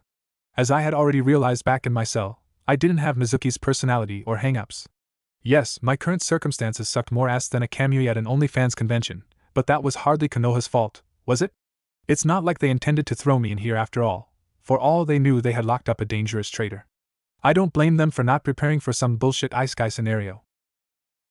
Not that the ANBU knew that that's what they're dealing with right now, of course, so I could understand their skepticism. It threw you in jail. Tiger simply responded, and I tried to shrug, though my arms were still held firmly by Hawk. They threw in Mizuki, not me. I just woke up here, after all. If anything, I blame that guy for landing me in this spot. Tiger's face slightly tilted to his side, and Hawk's silence was a heavy thing. Truth. It came after a pregnant pause. Tiger remained quiet for a moment, clearly looking for the right question to ask. If you're not Mizuki, then who are you? I'm I guess what remains of Mizuki, if you remove all memories from him. So, his instincts, maybe? His base self? I hazarded, and this time both Tiger and I glanced at Hawk, curious. This time the silence was significantly longer than before, almost as if Hawk was reluctant to call it out. Inconclusive. She eventually settled on, and Tiger leaned back in his seat as I blinked. Elaborate. He does thinks it might be true, but he doesn't fully believe it himself. He likely has an alternative theory. Seeing Tiger's face mask wordlessly turned to me, I gave a half shrug. I have several, actually. Truth. Hawk's response came, surer this time, and Tiger gave a considering nod at that. Have you ever been in contact with the traitor Orochimaru of the Sannin? I've been told that I have. Apparently, this tattoo was evidence of it, but I've no idea how I got it or when he gave it to me. Truth. Came the immediate response. Hell yeah, not watching filler for the win. He's very pleased about something. Damn woman, you scary. I'm glad it's confirmed I don't have any conscious recollection of meeting Orochimaru. Considering Tsubaki-san mentioned my meeting with him as the catalyst for the ill-advised actions of Mizuki earlier this week, I hope that the fact I have no memory of the man will aid in my exoneration. I hurriedly explained at Tiger's piercing look. Truth. Do you have any plans to seek him out? I think if I do that, I'll end up on a slab myself. Truth. Tiger kept silent for a long moment, and briefly I wondered whether he'd caught that. Technically, I hadn't answered the question. Do you have any plans to escape this facility? Despite the caldera at my back, its heat pressing down on my exposed neck with a hot and heavy breath, I found myself sitting in a sudden cold sweat, the room temperature abruptly feeling like sub-zero instead. The painful hold on my wrist sharpened with a vengeance, but I barely even felt it as my gaze seems almost trapped by the dark eye holes of Tiger's mask, their shallow depths growing and growing until they're larger than the room, and I feel like I'm falling down a deep hole, sucked away. Oniyuri Mizuki. Answer the question. Tiger said softly, voice almost a whisper, and yet each single word thunders through my skull. What are you doing? Say no. A vice-like grip around my wrists, ANBU across from me, prison guards to my front and back, no use. Yes. The whisper is near silent, yet the reaction is immediate. Cold steel suddenly at my neck as the prison guard has moved away from the window and placed a kunai at my jugular within the blink of an eye. Hawk's grip on my wrist is like iron, and yet all of my focus is trapped by Tiger's eyeless gaze. Does this plan involve the murder of Konoha personnel? Not if I can help it. Truth. Does this plan involve the destruction or partial destruction of this facility? If I'm truly desperate, but I have no idea how I'd do it. Truth. Is your plan of escape feasible on a close time frame? Say, accomplishable within the next month? No. Truth. Half a year? No. Truth. A year? Probably. Half-truth. He seems convinced. How are you so sure that it'll take you about a year? I should be strong enough within that time frame to escape. Truth. Where would you get that strength from? Trying to increase my chakra control and capacity. Weight training. Trying to see if I can make friends with the prisoners here. Anything that would build off the meager skills that Mizuki had before I woke up. You have none of his memories, but you do have his skills? His jutsu, his control? Reserves? Seems like it. How do you figure? Trained a little bit during the nights. Not much. Didn't want to alert anyone. Also was afraid there was some sort of ceiling, on my body or my cell, that would incinerate me if I tried molding chakra. For the first time since his rapid-fire questions, Tiger pauses for a moment, almost as if my answer took him off guard. Nobody in the room moves, least of all me. Hell, I'd barely dare to even so much as breathe at this point. Just giving answers has agitated the tip of the kunai pressed into my flesh enough. A thin rivulet of blood is steadily flowing down my throat.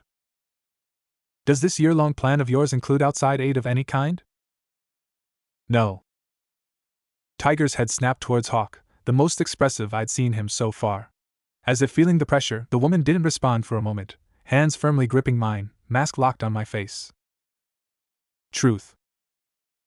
Of course it is, considering my original outside help is currently being interrogated 2 rooms down. Tiger remained silent at that, thrumming his fingers on the metal tabletop for a moment. You've said you wish no harm against Konoha. Say you escape from this facility, what would your next course of action be?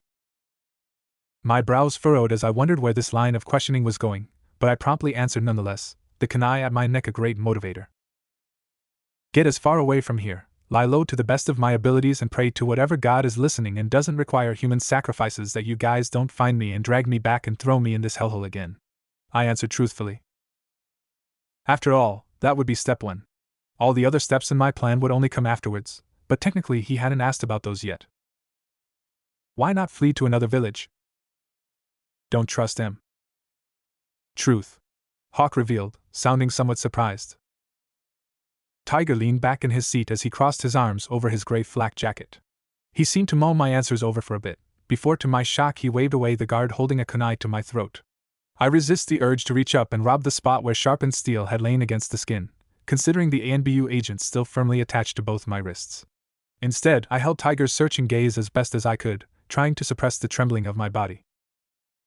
So, you hold no ill will towards Konoha, you are not in contact with outside forces and instead only intend to train yourself for the coming year, and upon escape you just go to ground instead of providing aid to Konoha's enemies, least of all Orochimaru, who set Mizuki on the path to steal the Scroll of Seals in the first place. Tiger summarized, and since it wasn't worded as a question, I played it safe and didn't answer, keeping silent instead.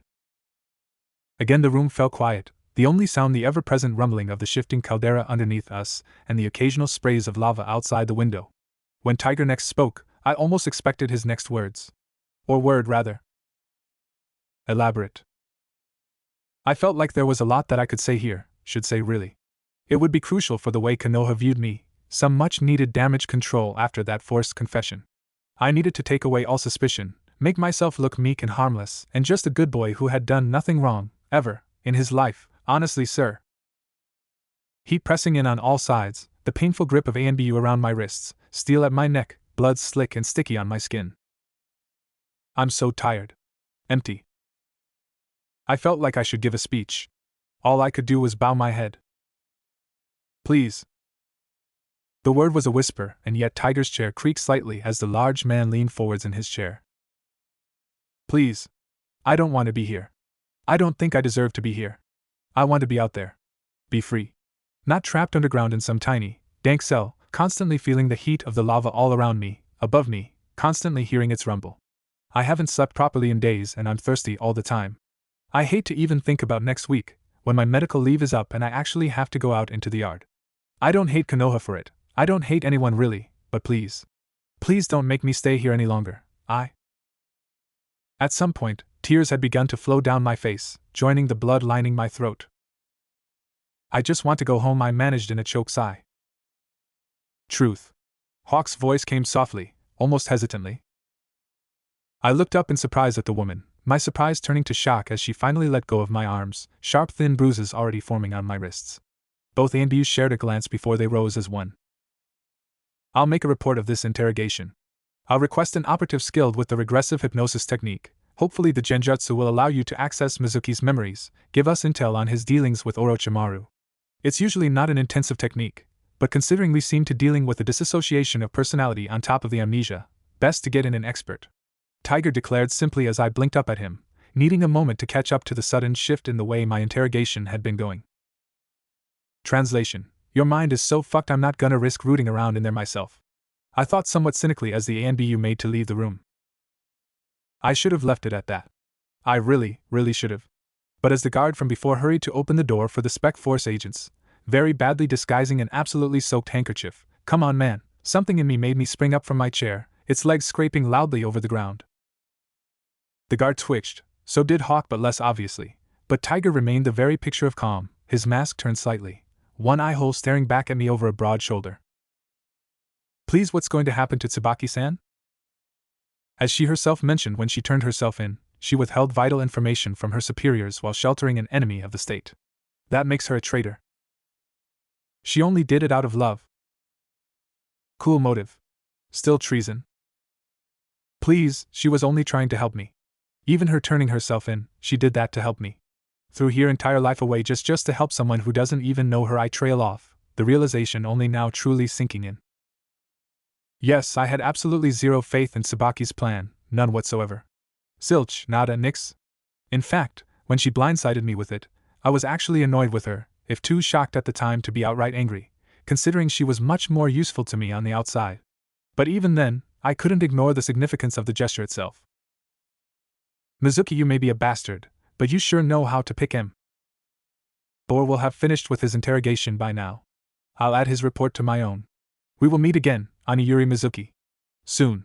Tiger gave his non-answer and turned to leave, but right as he set foot on the threshold, he paused, glancing to the guard standing by the door.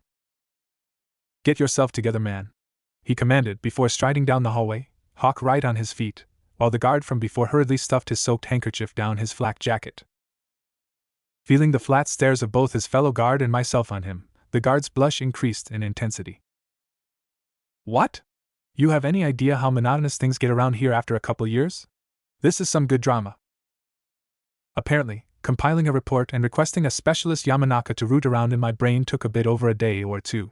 I was extremely interested to know what had been discussed as a result of the report Tiger had made following my interrogation, but apparently it had been kicked high enough up the chain not even the guards, who I was steadily getting on more friendly terms with, had heard a peep about it since the visit from the ANBU. If even the staff responsible with detaining me in the first place were being kept in the dark about what was to be done with me, then I was realistic enough despite my curiosity to accept I wouldn't be catching even a hint of what the top brass was currently saying about me. In the end, all I could do was wait and see what came of it. Wait and see and prepare for the worst. Which is exactly what I did the moment the ANBU had left and my guards had escorted me back to my cell. I hadn't seen Tsubaki in that time, but me buttering up the guards, who seemed to have developed a soft spot for me, with exception of the guard whose nose I had broken when I first woke up, granted me enough intel to know that she wasn't being confined in one of the lower levels with us for now. Seems that, since she turned herself in, she was considered a non-flight risk. Ironically, pretty much the opposite of me actually. I was pretty much a confirmed flight certainty, I just wasn't considered a threat. Despite the woman ruining the first step of my already meager plan, I still felt relieved to hear she hadn't been thrown down this hellhole to rot just because she wanted to help me. When I wasn't badgering and entertaining the guard, which was surprisingly easy to do, considering how bored out of their minds they were and Mizuki having been a natural charmer, I stepped up my training in secret.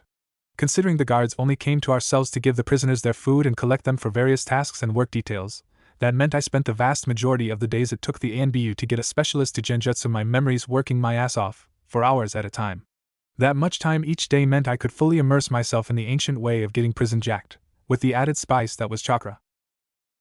So there was the traditional calisthenics and body weight training, stuff I still remembered from my old life as well as habits ingrained into Mizuki's body, repeated often enough and diligently enough to the point it would even pass Guy's standards. No, really, that was how I kept motivating myself, in addition to the motivation my current surroundings and future threats provided. Whenever I got tired of a set, or my stamina dipped to the point I had spots in my vision and a burning in my lungs, I thought of Guy, imagined him cheering me on, inspiring me with his youth. More than that, I imagined Guy, body burning red while a godlike Madara laughed in glee and declared him strongest of all. Both aspects of that imagery, the potential gains and the potential threat, usually served to give me the needed strength to add more reps or get started on another exercise. He was of course completely unaware of it, but inadvertently guised determination and strength served to put me on my first steps to greater power than Mizuki had ever been capable of even imagining. I should buy the man a drink, once I get out of here. Just not Lee, though. Hours upon hours of exercise until I was standing in a small pool of my own sweat, spent on nothing but push-ups, sit-ups, lunges, seated dips, overhead crunches, and whatever else I could think of that targeted a muscle group that wasn't burning yet, all of them made ridiculously easy with ninja balance. Hell, at one point I wanted to bench press my bed, but of course didn't have an actual bench for that full range of motion. So instead, I just let myself drop back into a picture-perfect copy of a Neo bullet time dodge and substituted the bench with the powers of chakra-enhanced hamstrings. Man, Shinobi should open yoga schools. We were an absolute beast at flexibility and body control. Those were all muscle memory.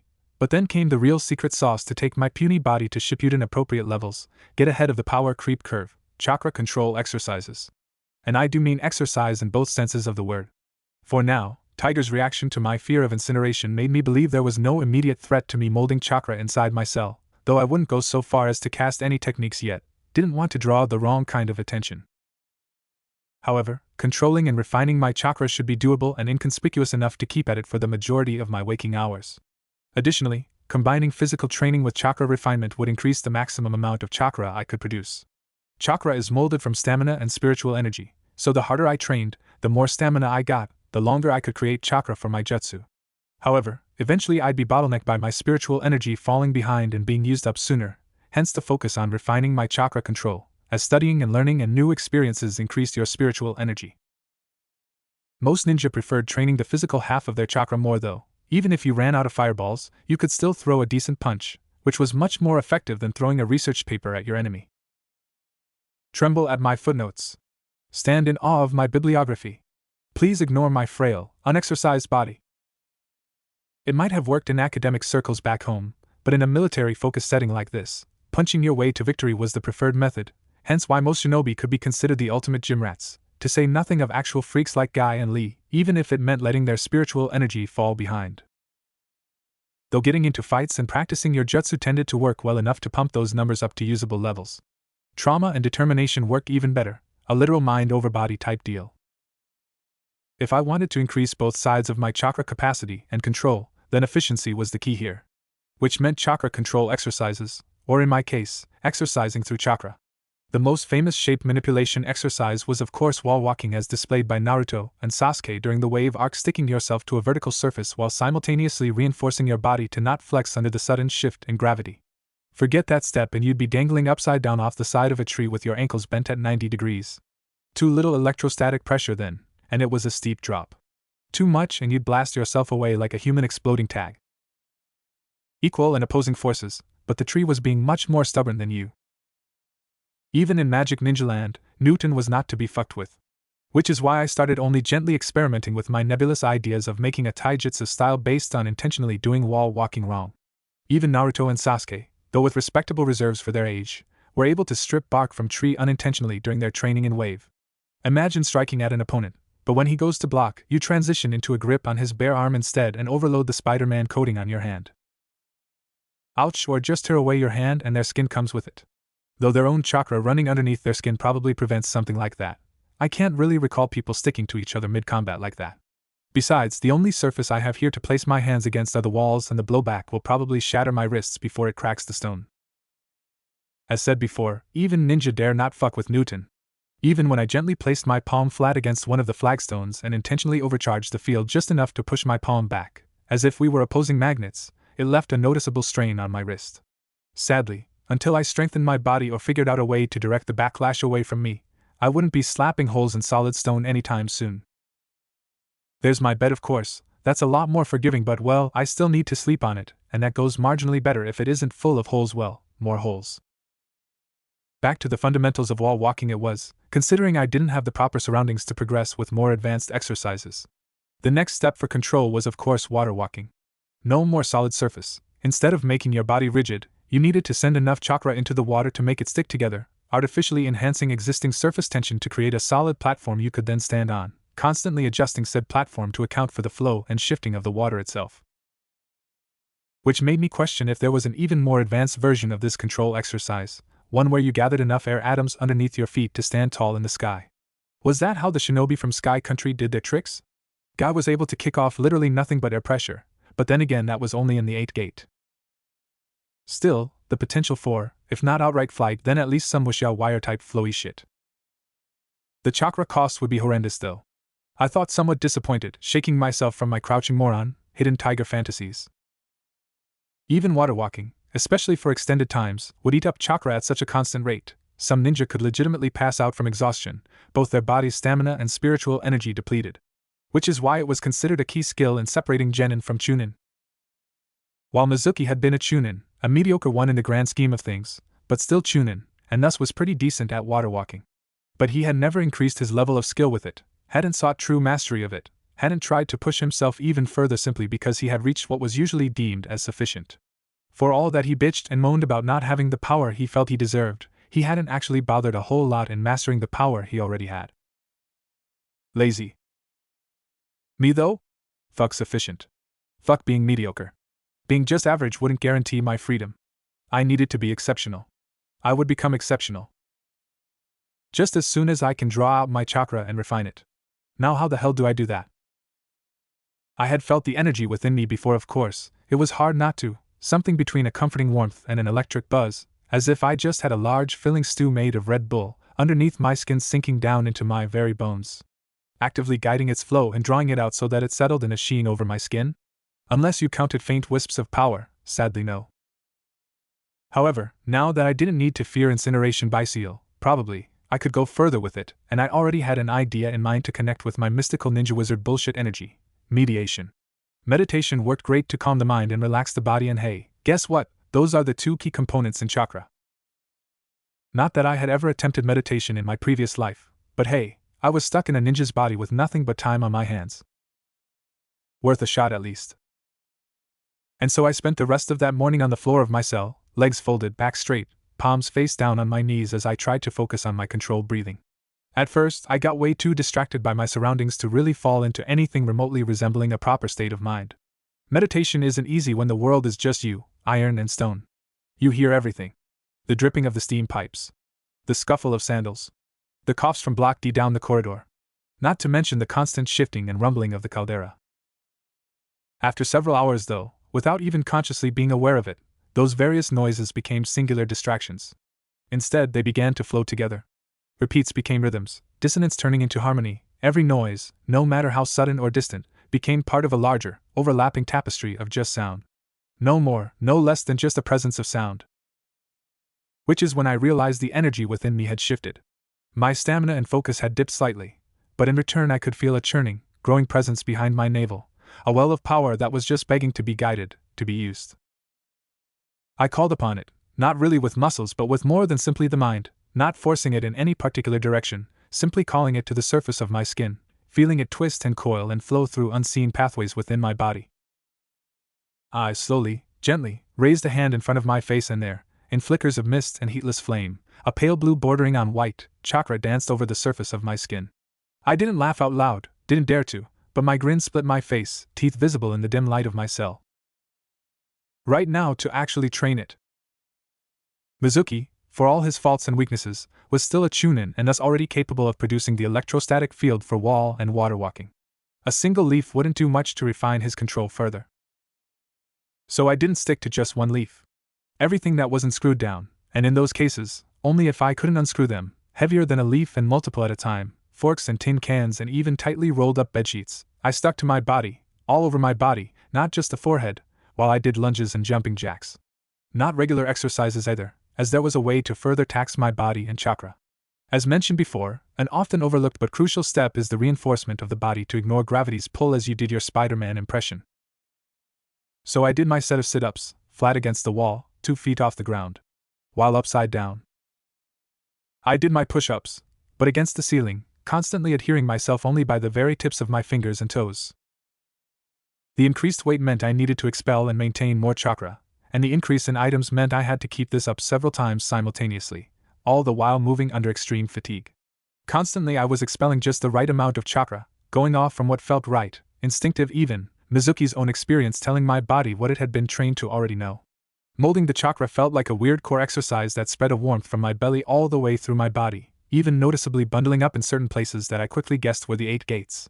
Despite the internal warmth, it felt both slick and static when it actually left my tenketsu and settled over my skin, like a heatless flame wrapped taut around me. I could feel it pull against me and the surface of my cell, smushing us together like a plastic sheet that sticks to your skin after you've gotten static electricity all over you. Having advanced to water walking, Mizuki's control and reserves were enough to tackle any one of these problems with relative ease. All of them at once, though? For the entirety of the first day, all the items I stuck to myself inevitably fell to the floor, sometimes with annoyingly loud clangs that made me freeze up and wonder if I caught the attention of the guard. Even without trying actual techniques, just the act of molding chakra, guiding it through my body and then expending it through so many points of contact in such large quantities began to drain my reserves. I could feel myself eating into my supply of stamina, causing me to become out of breath, a muscle soreness that seemed to seep down into my body, all the way to my bones and organs. Like that crash I once had after downing 6 Red Bulls right after another trying to make the deadline for my master thesis. The body just looking at your lifestyle choices and going nope. I'm out. What somewhat surprised me was the mental tax as well though. Like that numbing feeling you get after a full work day, or yet another hour-long meeting that should have been an email, or an all-night study session because you have tests, 4 hours of sleep and a dream, your brain fried and logic going out the window, instead being replaced with a not quite sleepy feeling. The mental tax was doubly annoying because the drowsiness began to mess up my control, forcing me to either exert even more chakra, or focus on my refinement, which took my attention away from my exercises, leaving me with bad form. When I fell onto my knees after my latest set of overhead crunches, fully putting into perspective to me just how far even average shinobi stood above baseline humans, as I had cracked the triple digits an hour ago, I called it a day and went to bed. Despite the creakiness of the rusty springs groaning whenever I so much as twitched, I slept like a rock, only being woken when a guard physically slapped my cheeks because otherwise I'd miss breakfast. I thanked the guard profusely, which clearly weirded her out, practically inhaled the bowl of plain white rice and went right back to training the moment she had turned the corner, still shaking her head. With my stamina and focus back to normal, no matter how much my sore body protested, I was determined to make full use of my chakra again, and so the exercises continued. As the hours slipped past and the number of exercises and repetitions kept climbing, it became more and more difficult to maintain the constant static film, forcing me to focus more and more on molding the different energies, both rapidly depleting from my continued chakra use and physical exercise, and draw them out more efficiently. Let less chakra escape my skin, but make the chakra that did escape stronger, denser, do its job better even though there was now less to work with. The idea of making my chakra tighter or denser somehow led me to consider an alternative form of shape transformation, arguably one as famous back in my old world as the Rasengan had been. It came to me when I was done with my set of push-ups against the ceiling, 285, an ungodly high number back in my old world, cutting off the chakra at my feet and letting them swing down, but still clinging to the stony roof by the tips of my fingers, like Andrew Garfield's Spider-Man in that scene where the cast first meets the alternate Spider-Man in No Way Home. I was watching the tips of my fingers, hanging as I was suspended a few feet off the ground, feeling myself slowly being dragged down by gravity, allowing the statically charged field of chakra lengthen and stretch before inevitably the electrostatic forces became too weak to overpower gravity, and my bare feet slapped against the cold floor. Still, the drop hadn't been a few feet, a little over a foot at most. Chakra strings. Of course. They're basically the next step in expelling chakra through tenketsu and sticking it to another object, just over a vaster distance, and much more refined. It took it even a step further by then allowing you to manipulate whatever thing you'd grabbed with your chakra, somewhat similar to tactile telekinesis. From that realization onwards, whenever my body was literally too tired to even move, I'd lie down on my cot and hold my pointer finger in front of my nose. Tenketsu were too small to be seen with the naked eye, unless said I was a Byakugan, but if I recall Naruto's fight against Neji in the Chunin exams correctly, then there should be 2 big ones on the underside of the wrists. They very well could be, but I, or Mizuki's body, wasn't adept enough at chakra sensing to really feel any noticeable difference there. So, for simplicity's sake, I focused on the tip of my index finger instead, calling on what little chakra remained after my exercises. Pushing it out of the tip of my finger, it resembled a tiny flame like a candle or something. Extended past my skin, sure, but far from an actual chakra thread. Those could be meters long at the least and were just a fraction of the thickness, probably only as wide as the tenketsu themselves were. Without a proper teacher, I resorted to trying to push the chakra further away from my skin without calling on more chakra to feed the small flicker in order to stretch it out. The next step was to strengthen the string itself.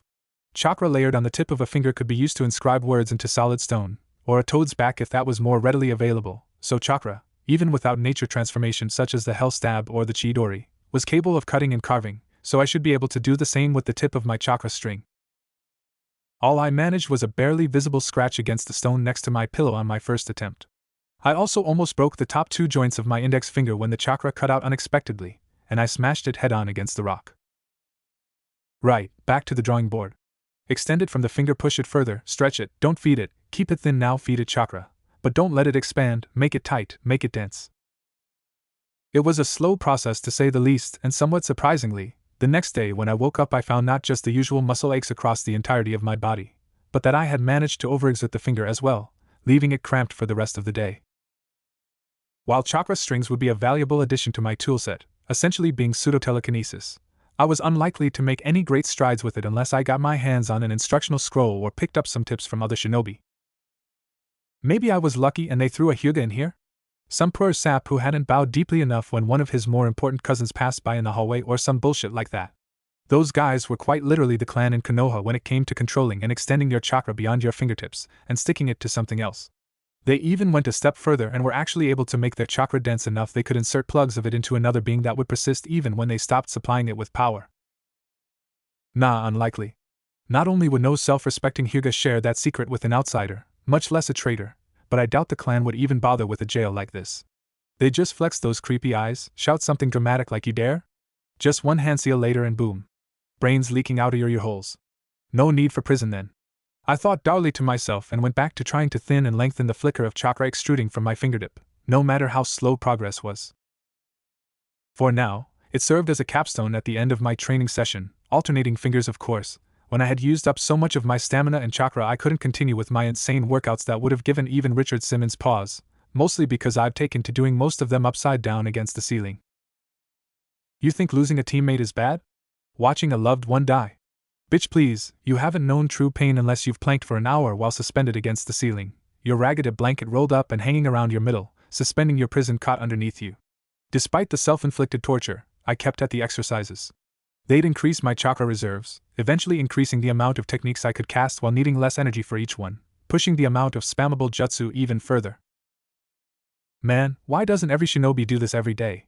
The increase in control and reserves could be a game changer. Oh right, because my everything hurts like a son of a bitch right now. Ow. Ow. Ow wow, I thought to myself, lying spread-eagled on the floor in a pool of my own sweat, panting like I just ran a marathon to Earth Country and back. This rate of exhaustion would be unsustainable for any ninja that needed to remain mission-ready, but well, I didn't exactly have to worry myself with that, did I? The main question I had to worry about was any of this actually having the effect that I was hoping for? Back in my previous life, I had been the type to check his belly in the mirror after eating a salad, annoyed I wasn't seeing an effect yet. Even when I started weightlifting, it took every ounce of maturity I had to accept that the benefits would only show themselves after a couple of months at the earliest, and once they did, I got annoyed all over again because building up from those initial rookie gains took even longer. That was in my old life though, in my old, regular human body. Mizuki's body though? As said, ninjas seem to have a much higher metabolism, making them naturally heal faster, to say nothing of the way chakra seemed to be able to grow and evolve in explosive bursts, owing to its spiritual aspect no doubt. I had been at it with an absolutely grueling pace during pretty much the entirety of my waking hours for the better part of 3 days now, and the changes were already noticeable. Not drastic. Not great enough for me to feel completely confident or safe yet, not by a long shot. But noticeable. On that 3rd day, I could tell I needed to mold less chakra in order to stick myself to the walls and ceiling than it had taken that first day. Not much less, but still, noticeably so. Strangely, while it gave me a boost of determination to keep up the pace for as long as I could, it also made me angrier at the Canon Mizuki than I already was at the bastard for landing me in jail in the first place. You damned, whiny slacker. If this is what your body is capable of after just days, then how were you still so weak after having had a full year? Sure, he beat Irika, meaning he had actually gotten stronger, but he still lost to the same 12-year-old that had kicked his ass in the first place. Meaning that in the overall scheme of things, his power had progressed by 0. I would have punched the bastard in the face if it weren't for the fact that I was currently wearing it. Still, though I had renewed determination to throw myself back into my self-inflicted torture session, my training that day was abruptly cut short by an early visit from the guards, 2 of them this time. Over these past few days, I've found the guards are creatures of habit. The same ones rotate shifts in lower block B, for in total, never more, never less. 2 per shift, 2 per each block spread across the lower levels. For my cell block, there's Kenta and Ryoma on nights, and during the day there's Genda and Okabe. Genda's a wiry, sharp-eyed man with a crooked grin and a voice that always sounds like it's mocking you, even when he's not. A classic case of someone who thinks he's funny, only because he's never been on the receiving end of his jokes. Anyone else just calls it bullying, smirking quips about escape attempts, limp threats wrapped in humor. Never enough to provoke, just enough to remind you who's holding the keys. Though he tends to go a bit further with me than with the other inmates. Part of that is because I'm new. Part of it, most of it, I'm guessing, is because he was the guard whose nose I broke when I first woke up here. It was him and Okabe that dragged me to the med bay that first day, and since then he takes every opportunity he can to loudly complain how I don't deserve to have my rightful punishment for breaking his nose reduced just cause I'd gone schizoid. His words, not mine. He won't shut up about it either. Okabe doesn't talk at all. He does, however, chew sunflower seeds obsessively, always spitting the shells into a pouch on his belt. From the anime and wiki, I know that Kotetsu and Izumi, though I always forget which one is which, occasionally help out at the prison as well. Most fanfics I've read had them as eternal gatekeepers of Konoha, but considering their appearance in the prison and later at Ibiki's side during the Chunin exams, they seem more attached to T instead, until Tsunade essentially makes them her errand boys. Either they're back at Konoha or working another cell block, since it's Genda's sharp grin that greets me through the bars, thin-lipped and crooked, like he knows something I don't and enjoys watching me guess. He leans in just close enough for the sour-sweet scent of amazake on his breath to reach me, his eyes glinting with that familiar, mean-spirited amusement. The grin doesn't fade as he speaks. If anything, it stretches wider, like my discomfort is the punchline to a joke only he finds funny. Genda taps the bars with his knuckles, the metal ringing sharp in the silence. Well, well, he drawls, that crooked grin already in place. Looks like your fan club's finally shown up. NBU no less. Must be your lucky day. Seeing that I remain silent in the face of his taunting, Genda shrugs as he straightens, jingling the keys from his belt like wind chimes. He's lazy in finding the correct one, enjoying seeing me stew behind bars, even if only for a moment. Joke's on him. Even in the low light of the low-slung ceiling, Mizuki's eyes are adapted to the darkness well enough, and I commit the number and shape of the teeth of the key that Genda eventually selects. He unlocks the cell with a flourish, stepping back with an exaggerated bow. After you, honored guest. Wouldn't want to keep the executioners, interrogators, waiting. I keep my head up, back straight as I walk out of the cell, extending my wrists and allowing Okabe to shackle them with heavy chains, chewing on his sunflower seeds as always. I've quickly learned to give up hope on him trying to rein in his colleague. It's not that Okabe dislikes me as Genda does, the majority of the guards don't, it's more than he just doesn't like me enough to bother coming between us. Try not to wet yourself, those masks don't hide judgment nearly as well as you think. Genda can't help but remark as he and Okabe take position at my sides, hand firmly on my shoulder. Thanks for the tip. You're right, I can only imagine how the mask would interfere should they pull up their nose at me. I respond cheekily, the reminder of our first meeting not sitting well with the miserly man. The grip on my shoulder tightens, painfully, but already these past few days of conditioning make it noticeably, if minutely, easier to bear than when he had first literally dragged me up the stairs and down the corridors. If this is the effect of just 3 days, imagine what 3 months can do. Oof. Clearly, Genda didn't appreciate my callback, his usual smirk replaced by a deep scowl as he roughly shoves me forwards with each aggressive step, causing Okabe to nearly inhale one of his pits as he suddenly needs to hurry to keep up. Upstairs. Now. Genda growls and I decide to bite my tongue metaphorically, before I have an accident on the stairs and am forced to do so literally. The trip, hurried as it is by Genda's frustration, is blissfully short, and to my surprise it doesn't take long before I'm standing before a familiar door leading to the same interrogation room where Hawk and Tiger had grilled me. The door is still closed, and next to it, leaning casually against the wall like he's a part of it, even though his gaze is alert and focused once it lands on me, stands the sappy guard from before, Jiro I recently discovered. Though I'm probably the only inmate, or guard for that matter, whose first thought upon seeing him involves the word sappy in any way, shape or form, since he sure doesn't look it. Where Genda is wiry and Okabe is lithe, Jiro is the stereotypical tough guy prison guard, broad-shouldered, thick-necked, and built like a battering ram. His face is all hard lines, a heavy brow, a crooked nose that's been broken more than once, and a scowl that looks carved in by an apprentice sculptor that only had a potato, a rough idea of human anatomy and an unsteady grip to work with. Even so, despite the way he puts up an air of indifference, I immediately notice how that craggy face of his lights up when he sees me approach, before he badly hides his excitement. "NBU are here for ya, Mizuki." "Thanks, Juro. You gonna stay and watch again?" "You know it." For once, Genda and I are united as we flatly stare at the broad man, who coughs sheepishly before shrugging and scowling fiercely again. Even Okabe's eternal chewing sounds judgmental. "J, just for security reasons." "Of course." "Of course," I drawl. Grunting, Juro leans over, giving a sharp rap on the steel door before opening it slightly. "NBU-san? The prisoner is here as requested." "Good, send him in." I was surprised at how relieved I was when I heard it was Tiger's voice, the man's stylized mask turning to silently observe me as I crossed the threshold, considering he was responsible for uncovering my escape plan in the first place. Probably the fact he kept a cool enough head to not immediately claim mine for Konoha once he did. I think somewhat morbidly, my attention shifting to land on the other NBU standing at Tiger's side. Somewhat surprisingly, Hawk isn't there. While Tiger is clad in the gray combat fatigues of the NBU, this new one is wearing a long cloak, wearing a mask with several colored accents, but all I really get from it is cat mixed with raccoon. The platinum blonde hair is a far better indicator anyways, and also a relief for a worry I hadn't even dared to think about. A Yamanaka. And not Danzo's pet one either, thankfully. "Sit." Tiger's command snaps me from my observation, and knowing the drill by now, I swiftly take a seat, making sure to keep my hands above the tabletop, palms flat. Tiger also takes up a position at the head of the table as he had done during my previous interrogation, and Juro similarly takes his old spot by the door at my back, probably so I won't see him reach for a handkerchief, the big softy. Okabe silently takes up position in the far corner, self-consciously returning a sunflower seed to his pouch as he shrinks a bit under Tiger's forbidding gaze, even hidden as it is behind his mask. To his credit, Genda seems less impressed with the ANBU, still strolling with his familiar swagger, as he leans next to the small window overlooking the caldera outside. The Yamanaka ANBU takes a seat across from me, movements unhurried, calm but precise, measured, the cloak not even rustling as it shifts around his tall form. "Frog.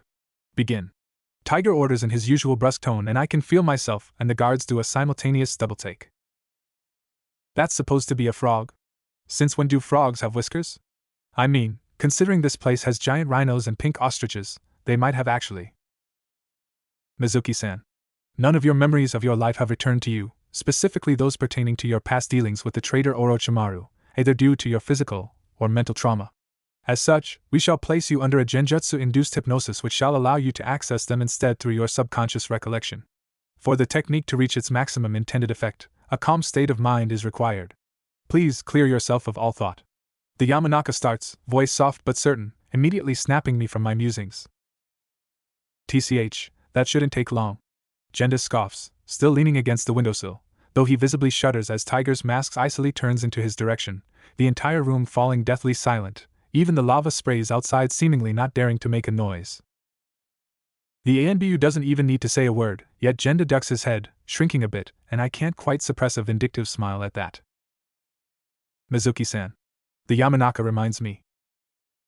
It's not a question, and I sit up straighter. Right, calm mind, focus now, laugh at Genda later. I wonder, will this reveal more memories of my past life, or will I get a glimpse of Mizuki's? I wonder before going still, both body and mind. Frog must have spotted it somehow, because he suddenly flips through a set of hand signs. Thanks to me repeating them over and over again the past few nights just out of the sheer satisfaction of pulling them off at speed, I still remember that time when I was 7 or 8 and me and a buddy of mine tried following Kakashi on the TV until I somehow managed to almost dislocate my ring finger. I was actually able to follow them this time. Dog, snake, ox, bird, and landing, ironically, on tiger. Interlaced knuckles, index and middle finger pressed together, and extended, thumbs up. The Yamanaka ANBU rests on the seal for a moment, before raising it slowly until it's on eye height between us. Regressive hypnosis. A barely perceptible shimmer extends briefly from around his interlocked hands. I barely even know what's happening until I feel my eyelids almost forcefully being pulled down, arms lying slack on the tabletop, yet somehow I can't bring myself to try to resist, or even be alarmed by it at all. There's not even peace, just nothing. An almost suffocating calm.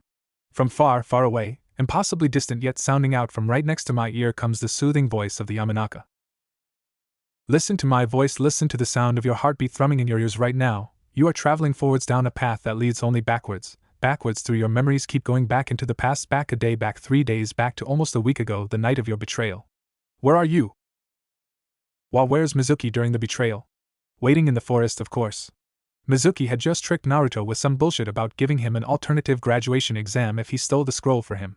Which, actually, raises so many plot holes. Why did Mizuki think someone who flunked the academy was even capable of stealing the scroll in the first place? Hell, why did it work?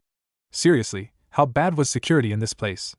Where were the biometrically locked flash-frying seals? How could people just keep walking in and out of wherever they damned well pleased? How many times did the enemies of Konoha enter past the gate in some of the most ridiculous budget cosplay disguises you've ever seen? Wasn't there supposed to be a few ninjutsu barrier around the place, or something dash? The calm voice of Frog cuts through my rambling, though he sounds a bit off. The night of your betrayal. You wished to possess the scroll of sealing. In your statement made shortly after your arrest, you declared you wanted to learn its secrets to become unstoppable. Mizuki? Unstoppable? Hell, half the stuff in there would probably kill him on the spot, the rest of it maybe? Kage Bunshin would be nice to know, but he doesn't have the reserves to utilize it properly. Same as with the other stuff that might be in there. He just lacks the basic fundamentals to actually use a power-up like that properly. Typical one-note villain who thinks he has the one unbeatable trump card, until he gets outplayed and is left with empty hands instead. Lazy slacker son of a dash. If not for your own purposes, why did you seek the scroll then? Bartering it to Orochimaru most likely. Little Weasel doesn't have any connections with any of the other villages, and the snake bastard is always on the lookout for Konoha morons lured by pretty promises of power. Wonder when they first met? Man, the timeline's so wonky. Definitely before he started working at the academy. Must have been on the mission he strangled his own teammate. Still, where the fuck was Orochimaru that he actually saw that? Does he just lurk around in bushes spying on missions that pass by? Actually, knowing him he probably does, doesn't he? Also, how did he approach Mizuki in the first place? Hey, nice job being a teammate killing murdering bastard. Wanna join the club? We have cookies. Yeah, right. Mizuki was too dumb to even realize he didn't get a proper seal like Anko, just some instructions for a potion which I don't know how to make. Damn it.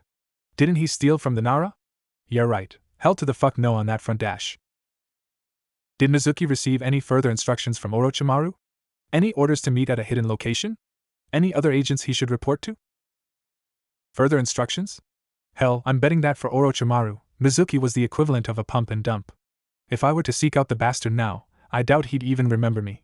Maybe the potion he gave Mizuki, but he'd probably just see it as a failed experiment, and turn my skin inside out as an experiment, or something bleg. Other agents? I mean, sure, there are some inside Konoha dash. Which ones? Can you identify them? Whoa, Frog is agitated all of a sudden. Wonder why they named him that. I was so sure that those were Whiskers dash. The sensation of a deep, calming breath. Strange, I'm already calm? Mizuki-san. Please focus on my voice. Turn your attention to my words. Think back. Walk backwards through your subconscious memories of your past. Did you ever learn of any identities of Orochimaru's agents embedded in Konoha? Orochimaru agents embedded in Konoha? I mean, the obvious one is Kabuto. Though does he go by that name already? Or is he pretending to be a root agent at this point? No wait, he worked at the hospital, didn't he? Son of a doctor there or something? Which makes no sense, considering his mother figure was that one root lady that led an orphanage or something. Wait, so is he Danzo's man or Orochimaru's? Man, no wonder the dude's cracked under an identity crisis, when I'm already getting confused about his loyalties. A long silence this time, somehow the drowsiness, that oppressive stillness pulling away just enough I can question it, before the blanket of calm smothers my worries again. Any other spies?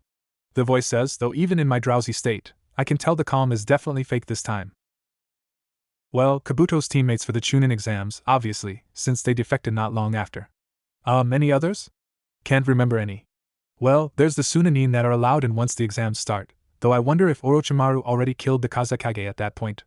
Baki does bring out his report to Kabuto, so they're willingly working with Sound Na. I doubt they'd still work together once they find out their biggest star got murked, off-screen no less. Outside of Konoha, well, he's certainly not friends with the rest of Akatsuki, that's for sure, though Kabuto does work for Sasori. Or pretends to, at least man, that guy has commitment issues. Anything further to add? The voice is strained now, the calm from before agitated and churning, and I can feel myself waking up, a bit more aware of what's going on around me. Let's see, outside of Konoha, wait, there's that Hiriko guy, with the Chimera technique. He was a childhood friend of the Sannin, right? Probably got on like a house on fire with Orochimaru, considering how closely related their forbidden techniques are. Orochimaru melding people to natural energy, Hiriko melding genetics together. They probably exchanged research and experiments, allowing Orochimaru to perfect his curse seal. And Hiriko does do a lot of Animal Crossing. Maybe he gave the beast transformation potion to Orochimaru to use as a jumping off point for his research into natural energy? Intending Mizuki as a first test run of sorts? If so, then maybe Hiriko can help me improve the potion so it doesn't end up killing me? His Chimera technique would also work well with step 2 of my plan. The calm recedes, a blanket being pulled off my brain, and I find myself blinking a couple of times before the room comes back into focus. The first thing that strikes me is the silence, even the rumbling of the caldera seeming distant. Glancing around, I can see Tiger leaning on both fists as he stands at the edge of the table, head bowed. Frog sits slumped back in his chair, for some reason seemingly exhausted, weird mask tilted back as he's staring at the ceiling. The other guards are more expressive, however, Okabe having a small pile of spent sunflower seeds at his feet, eyes and mouth wide open as he's in the midst of biting down on another. Genda's still at the window, but looks like he might try jumping through at any moment now, hands fisted deep into the pockets of his pants, face ashen white, his expression stuck somewhere between shock, rage, and fear. Craning my neck, I glance back over my shoulder towards Juro, the large man this time not with a handkerchief, but a notepad. Man, this is some good stuff. He giggles to himself as he keeps scribbling, reminding me of a certain white-haired super pervert. Glancing back towards the stressed-looking ANBU, I manage to piece things together, leaning back into my chair and crossing my arms over my chest, the chains around my wrists clinking loudly in the silent room. I want to negotiate a deal. And I want my ninja lawyer. I state firmly.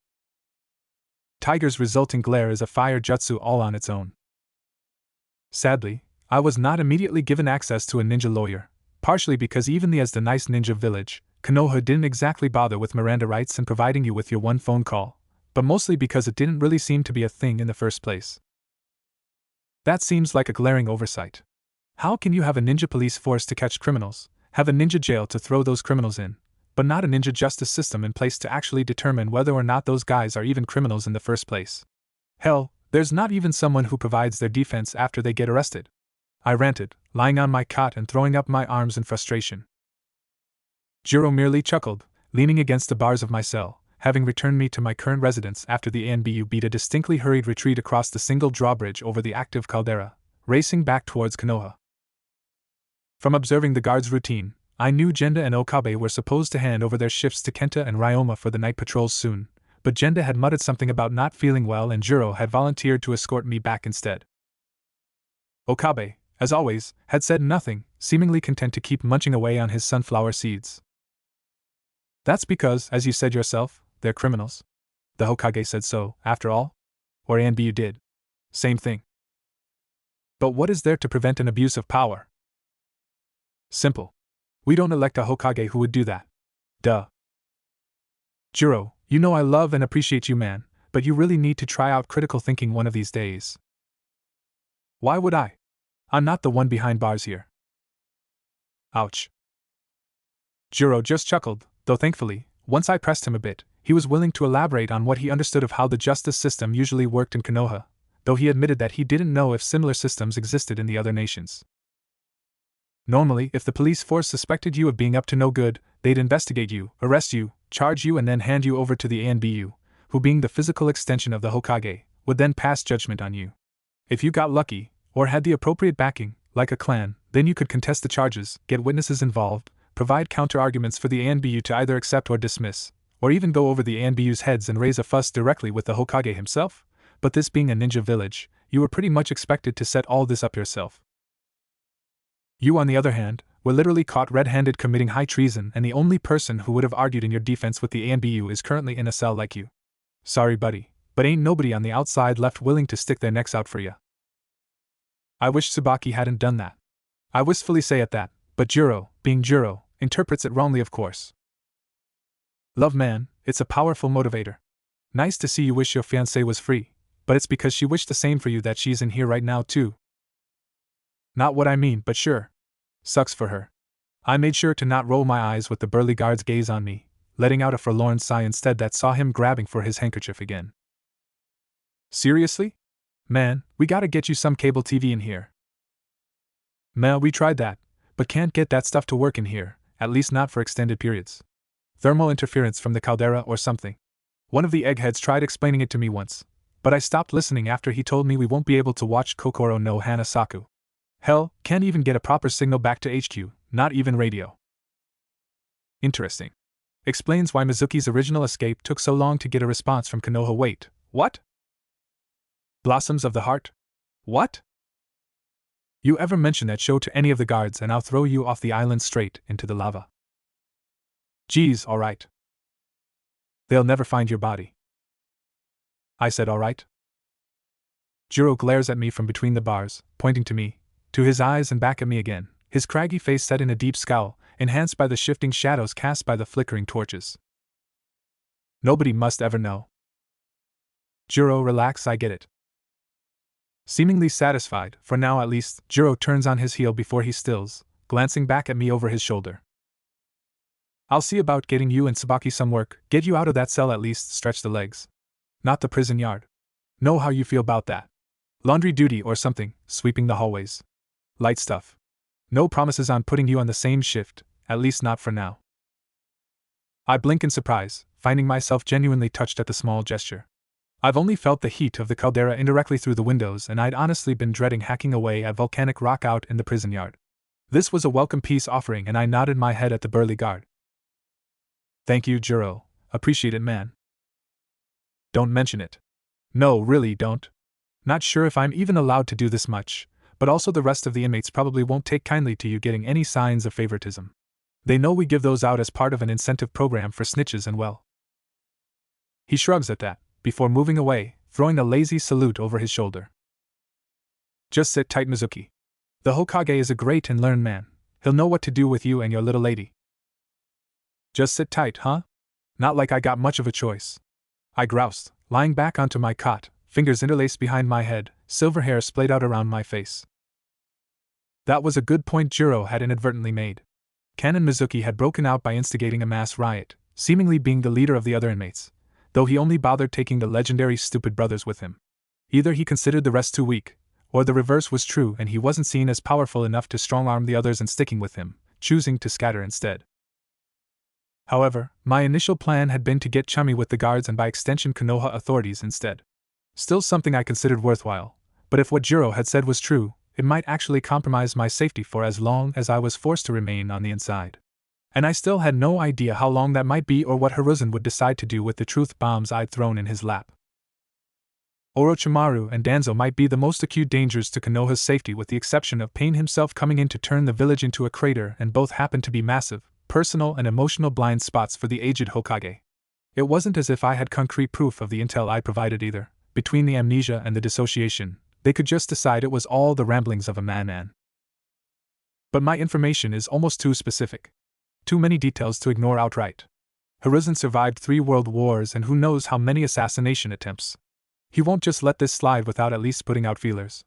But Orochimaru and Danzo are so dangerous precisely because they can look over his shoulder and peep into his playbook. How long until they know what he knows? How long until they decide that I'm a loose end that's better being trimmed off? Ironically, despite having set things in motion that could potentially gain me my freedom, I began to feel more trapped than ever on this island. Sure, the outside world was kept away by a ring of lava, but the inside of prison was a dangerous enough environment on its own that could easily be taken advantage of by potential enemies. All it would take is to pressure the right guard, or entice the corrupt ones, or even just provide a shiv and an excuse to one of the other inmates, and I would be found bled dry in my cell the following morning. If they don't just deal with the body in the first place, that is, Jiro's threat, no matter how joking, rang in my ear. I couldn't wait on Hiruzen and the ANBU deciding what to do with me, especially since that decision didn't necessarily need to be in my, or Tsubaki's, favor, now that I had confessed to the murder of Mizuki's teammate that he already had been investigated for in the past. Well, the night's still young. I rose from my bed, the rusted springs loudly protesting at my every movement, and approached the large lock set firmly in the door of my cell as I recalled how Genda had leisurely flipped through the keys on his chain, as he almost always did when he had to open it for whatever reason throughout the day. It had been just after noon when Genda and Okabe had retrieved me for the ANBU, and despite it passing in a blur, Frog's genjutsu had apparently put me under for several hours at the very least.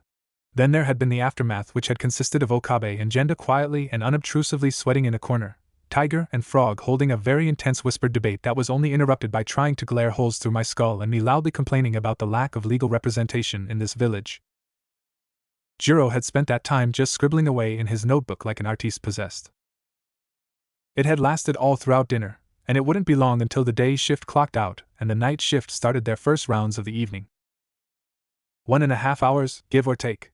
That should be enough to make some progress at least. Kneeling by the door, I once again raised up my index finger in front of my face as I had done these past few days after each of my grueling training sessions. Slowly, very, very slowly, I extended chakra through the tenketsu right on the edge of my finger, letting wispy thin blue chakra leak and flicker out from just above the skin. It wasn't a chakra thread, not yet, but slowly I began to refine it, making it thinner, while also making it firmer, stronger. Over half an hour of my 1.5 hour window was spent solely on thinning and condensing the chakra until it was at least somewhat thread-like. Still quite not what the puppet corps of Suna was renowned for, and until I managed to get my hands on one of them or their training scrolls, it likely never would be, and quite frankly utterly useless for any sort of combat scenario, but for this, it'd be good enough. The chakra had reduced in size, but thickened in color and outline, going from flickering and translucent to something stable and distinctly visible, more like a shine glinting off wire. Still not thin enough for my tastes, but it was thin enough to fit in a keyhole. Slowly, gently, mind focused wholly on the subtle string of chakra to keep it from falling apart, I pressed the tip of my finger against the keyhole, snaking my chakra inside. Feeling it remain stable and firm, even in the cramped confines of the mechanism, I let out a silent breath, before leaning further forward, resting my ear against the lock. There was a very odd sense of tactile sensation, a distant feedback that felt more like someone tugging on your sleeve rather than anything resembling touch coming from the thread inside of the lock. Right, so according to the teeth on the key that Genda used, then the first tumbler is further and nothing on 1, nothing on 2, 3 is binding, nice click, can feel a little movement in the core, nothing on 4 and 5, click on 6, alright, back to the beginning, nothing on 1, 2 is binding. Progress was further slowed by needing to be extra careful of how far I pushed the thread. Even in its unshaped form, when I had first started experimenting with it, it had been firm and sharp enough, almost needle-like, to leave scratches in the hardened stone of my cell. While it was stronger now after literal days of near non-stop training, I still didn't think it would be powerful enough to pierce through the hardened metal of the locking mechanism, but it probably was powerful enough wear down the tumblers if I wasn't careful and messed up too often. Not enough to make it fall apart, but probably enough to make it jam the next time a guard tried to insert a key. Best case scenario was they'd let me stew in my firmly locked cell until they managed to get a ninja locksmith out here, but more likely they'll connect it to my flight risk status and make good on Jiro's promise to throw me right into the caldera instead. Still, working at it steadily, going tumbler by tumbler and going for accuracy and care over speed, meant that after under half an hour later, the lock gave a very satisfying, if loud, click. As I cut off the chakra I fed into the thread, allowing it to dissipate. Man, Konoha security really is shit. Why has nobody else thought of this? Then again, most of the guys in here are Konoha born and bred, shinobi from other villages either get killed in the field, interrogated until nothing of their mind is left, or if they get lucky are ransomed back to their own village. Could be most of the guys in here don't even know what chakra threads are, let alone how to shape even the basic knockoff version I came up with. Putting the thought out of my mind, I straighten and gently turn the handle on the cell door. It moves an inch, before the metal starts groaning in protest, its rust grinding away and I still completely. How much time until Kenta and Ryoma make their way down here? I must have been at it for an hour now or so, damn it. First order of business once I'm on Jiro's work detail is try and get my hands on a watch. Either steal one or barter for one. With no reliable way to tell the time and thus know my window of opportunity, I forced myself to do the most difficult thing I've ever had to do since I woke up in this place. I pulled the door shut. The sound of the door falling in place seemed oddly loud and echoing to my mind, but I pushed through, kneeling by the lock again, and once again reshaping my chakra thread. Inserting it and giving it the same adhesive properties that I'd become very familiar with during my many training sessions, I recalled the order that I used to open it, and went past each tumbler in reverse, grabbing them and pulling them back into place. I'm down to 2 more when I hear footsteps echoing off the wall, coming down the hallway towards me. Shit! Man, why does day's shift always get the exciting stuff? You hear the buzz today? ANBU again. What's that, second time this week? Meh, heard some rumors. Apparently one of the traitors lost his damned mind. And Konoha sends freaking ANBU to fix it? Don't tell me you actually believe that. What's there to believe? You don't question ANBU. Fair, but you also don't go to them for therapy. They're the ones that make you need therapy. Could be something in that mind that they find valuable enough they don't want it broken too? So, like an informant? Oh, or maybe a spy.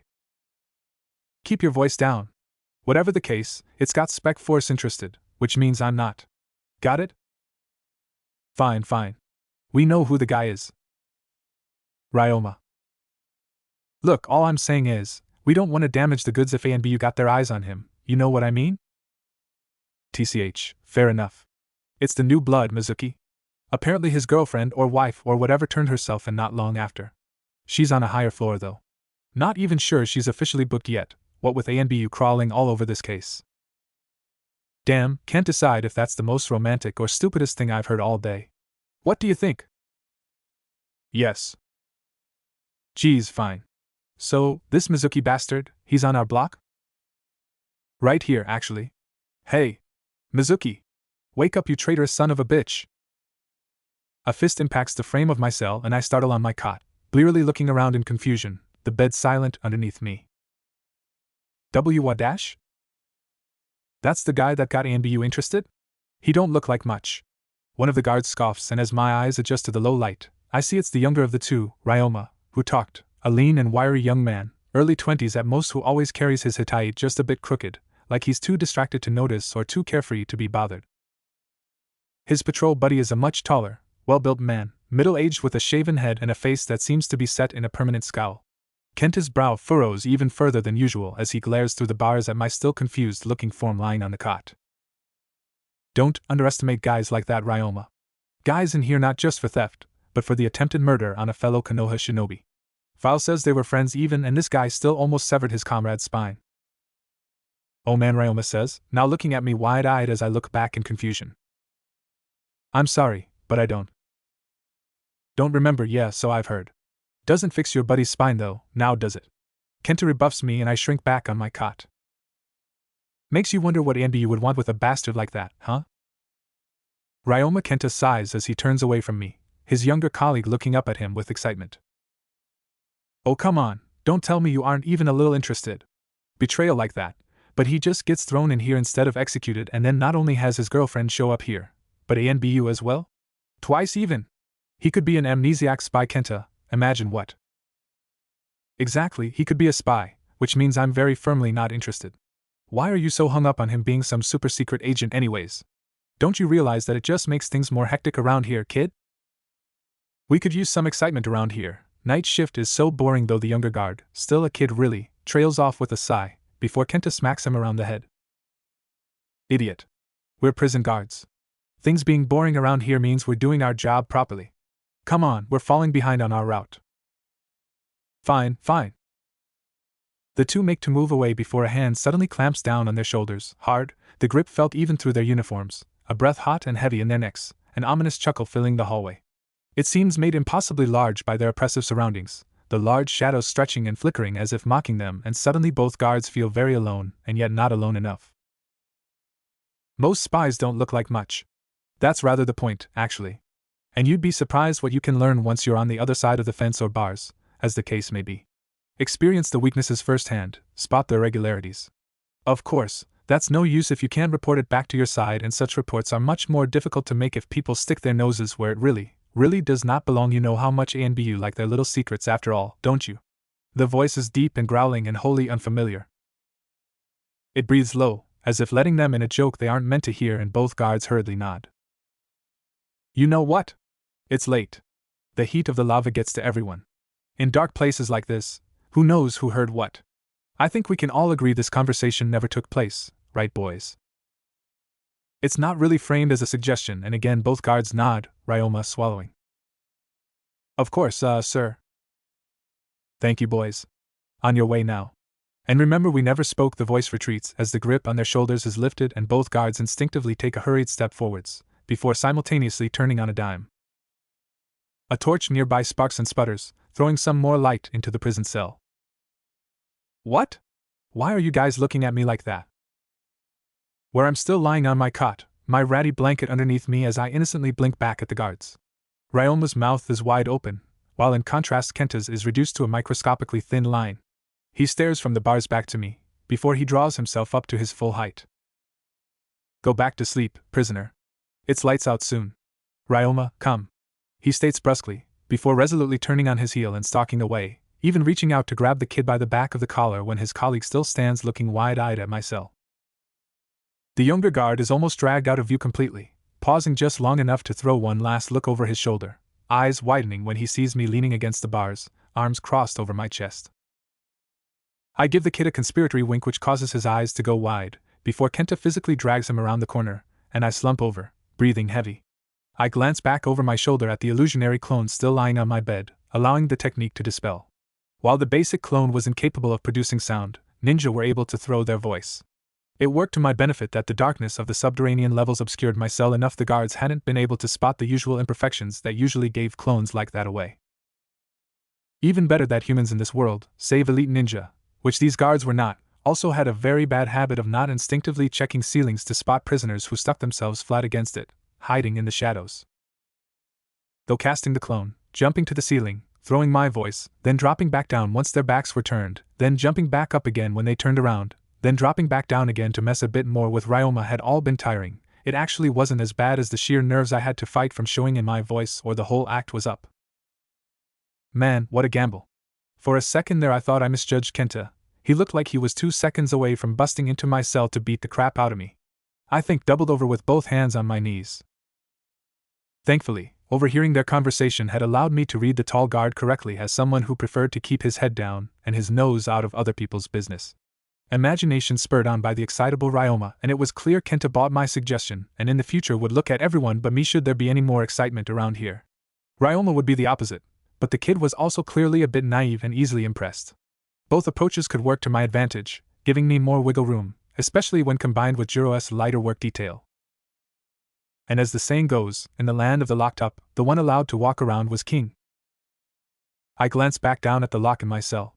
It was getting late, and after all of the excitement of today, I didn't feel much for more of my brutal workout sessions. I'd pick those up first thing in the morning. But that didn't mean I couldn't train. I kneeled by the lock and once again began forming my knockoff chakra thread, trying to shape it faster than before. Placing it against the lock, I recalled the sequence. Right, let's go faster this time. Nothing on 1, nothing on 2, 3 is binding. Mizuki? Is something wrong, dear? What I meant was.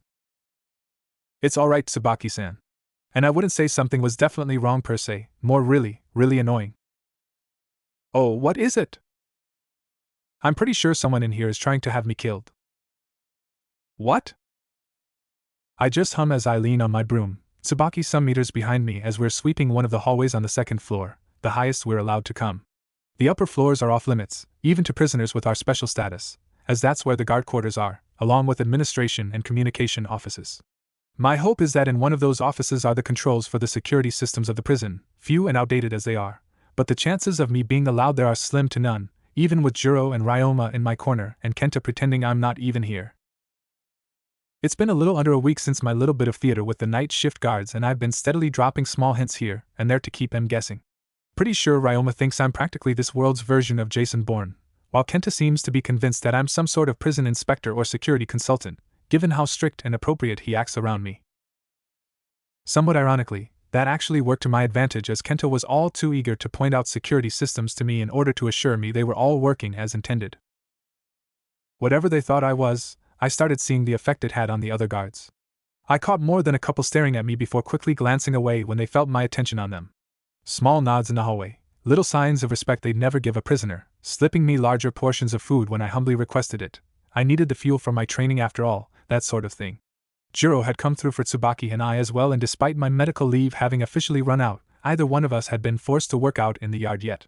So far it had mostly been laundry duty and various odd jobs and cleaning tasks. While it was annoying that these tasks ate into my insane training schedule, I was grateful for the increased freedom nonetheless, steadily working further on my mental map of the place and squirreling away the odd bits and pieces that I felt could be useful. Anything that could be fashioned into weapons, screwdrivers, oils for the rust on my cell door, etc., further supplemented by what I could find on my nightly outings. We were even allowed a set of simple clothes instead of the standard prisoner uniform, which only reinforced Ryoma's and Kenta's theories about me. However, Jiro's warning had rung true. Turns out, most prisoners don't appreciate someone else getting preferential treatment. The first time I was allowed to eat in the mess hall with the other prisoners in Gen Pop instead of having it delivered to my cell like the rest of Supermax, I was hit by a wave of hostile gazes, and not because I was the new blood. It was only 2 days later, when I was down in the laundry room, that 2 other inmates entered, and I was starkly reminded of Morgan Freeman's speech in Shawshank.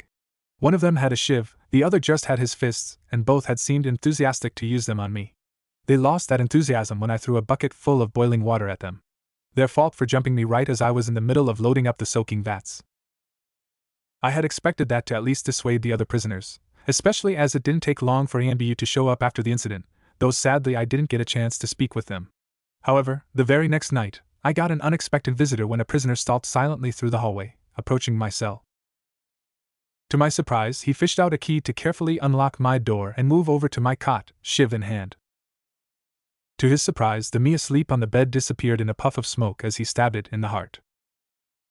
To his even greater surprise, the real me dropped down from the ceiling, knees in his back and slamming his head through my bed into the ground. And then a couple of times against the flagstones for good measure. Ryoma was left gaping when they found me during their next patrol, leaning against the railing overlooking the central hallway, my would-be assassin still out cold and slumped against the bars of my cell next to its open door. Kenta had simply scowled before nodding at me.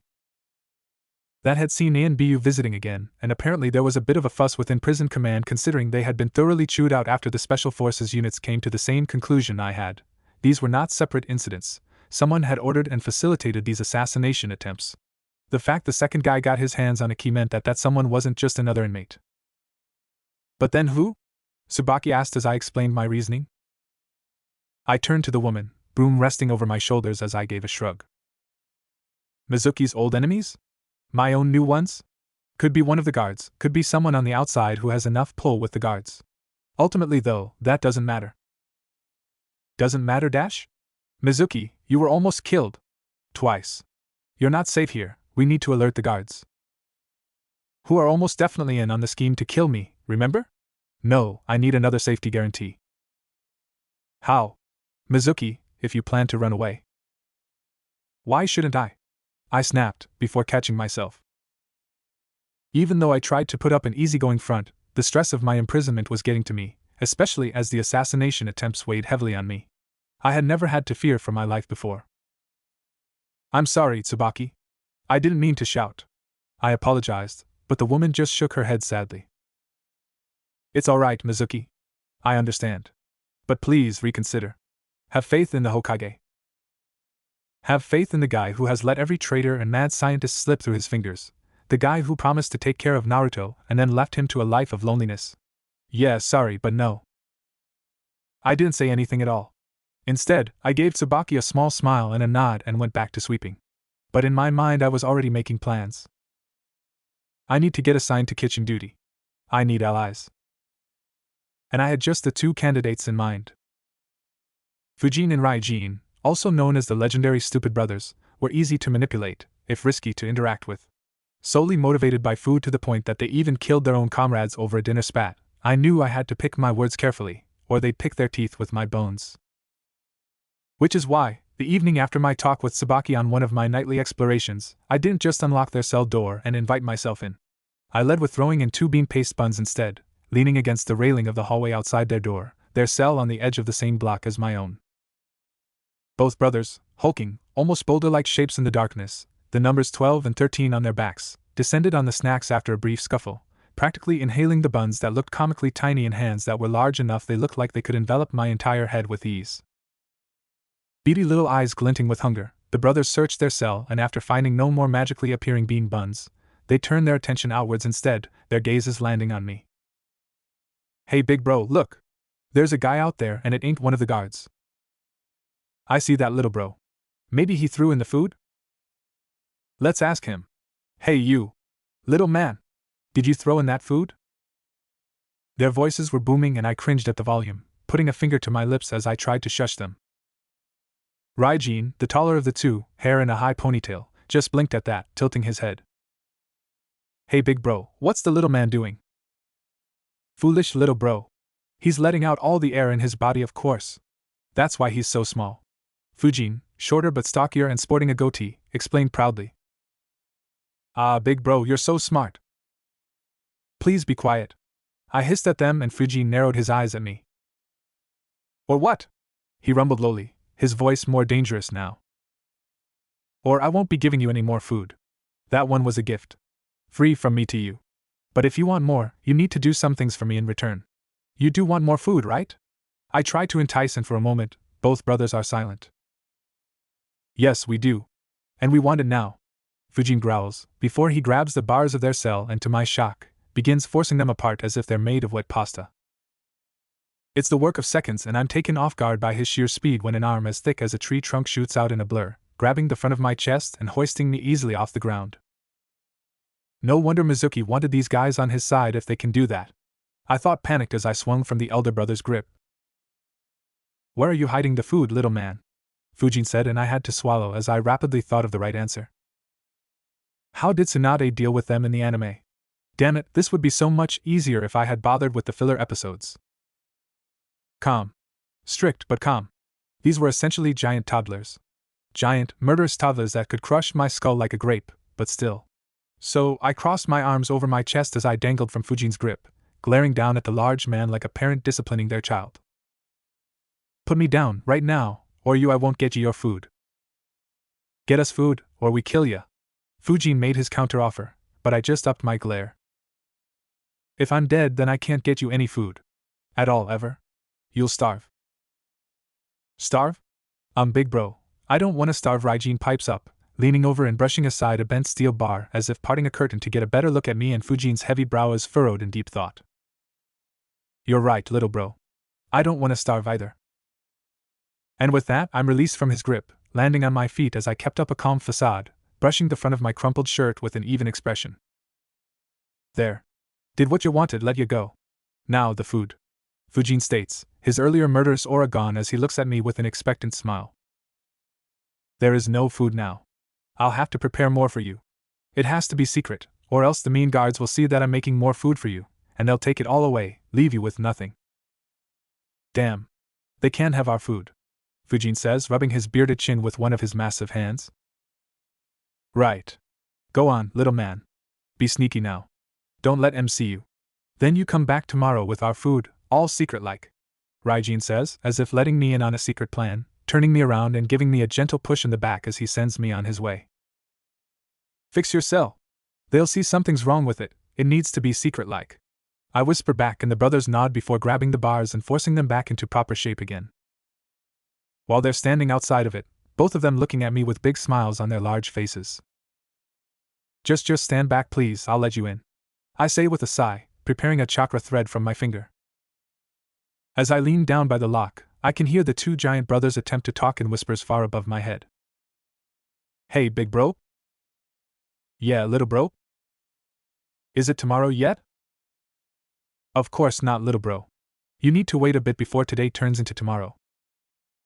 Why do we need to wait? To give the sun the chance to disappear, of course.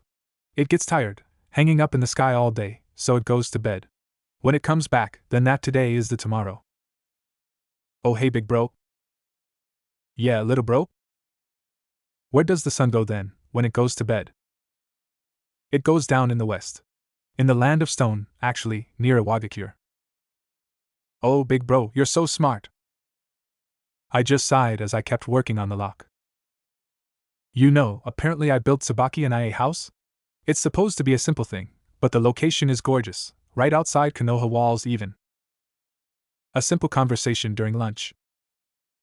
You know, you gotta wonder sometimes how many people they put on guard duty. Sometimes it feels like several hours between rounds in Block C. Idle talk during menial labor.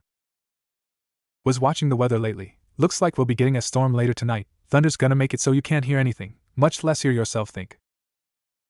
Passing remarks as I'm on my way. Here you go, boys, extra ration of bacon for the both of you. Thanks, boss. And of course my nightly supply run to the legendary Stupid Brothers cell. It'd be tonight, I had decided. The weather conditions were right. Okabe was currently doing rounds solo, Genda having called in sick again. Kenta and Ryoma would likely cut their own patrols short if the weather got too bad, since the lava flows shift when the storm is bad enough. Shifting magma also means generators have a chance of failure. And all of the day's shift guards should be checking in right about now at an overcrowded infirmary with severe cases of bowel issues, and Natsuki, the head doctor who had treated me on my first day, would find to her surprise that her pills cabinet was suddenly understocked. Jiro, you're a dear, but you really shouldn't have given me access to the kitchens. Or the second floor. Or any part of this facility outside of my cell, really, but I'm glad that you did. Each factor on its own was an opportunity if you knew how to take it, and I left enough breadcrumbs amongst the other inmates to put the idea of escape in their heads. They weren't co-conspirators, not exactly. In fact, once they got recaptured, and the lucky ones who didn't resist too much inevitably would be, none of them would be pointing fingers at me, thinking they all came up with it on their own. The board was set, but it still needed players and a starting signal. Part of that would be covered by the legendary Stupid Brothers, but thanks to Kenta, I knew I still required one more member on my team for my escape to work. I had questioned Kenta on the lack of seal-based security, something that he had surprisingly expected. It seemed my rants at Frog about Konoha's idiotic lack of safety measures had leaked to the rest of the guards, something which had only reinforced his opinion of me, which is why he pointed out that the seals that I had expected were impractical to keep running constantly on such a large scale. However, that did not mean that large-scale barrier ninjutsu couldn't be set in place, to be activated with seals if necessary. The clue was in the shape of the island, he revealed, the 3 points of the kunai forming a triangle, not only the strongest shape in geometry, but also a fundamental sealing array. Not that Kenta was a sealing master by any stretch of the imagination, but he was taught that adding more points to an array would make it more powerful, but also exponentially more complex, especially on this scale. With a seal in each corner of the island, a similar barrier to the one Deidara and Sasori used when they extracted the one tails from Gaara could be erected, but instead of keeping people out, it would keep people in. It would form a dome that was inescapable unless the tags were removed, truly cutting the prison off to the outside world. That, or the person whose chakra powered the tags, in this case the prison warden, was killed. Guess that explains his fate in canon when Mizuki and the rest of the prisoners escaped. While Raijin, Fujin and I made 3, I didn't trust the brothers to work independently from one another, which meant I needed someone else.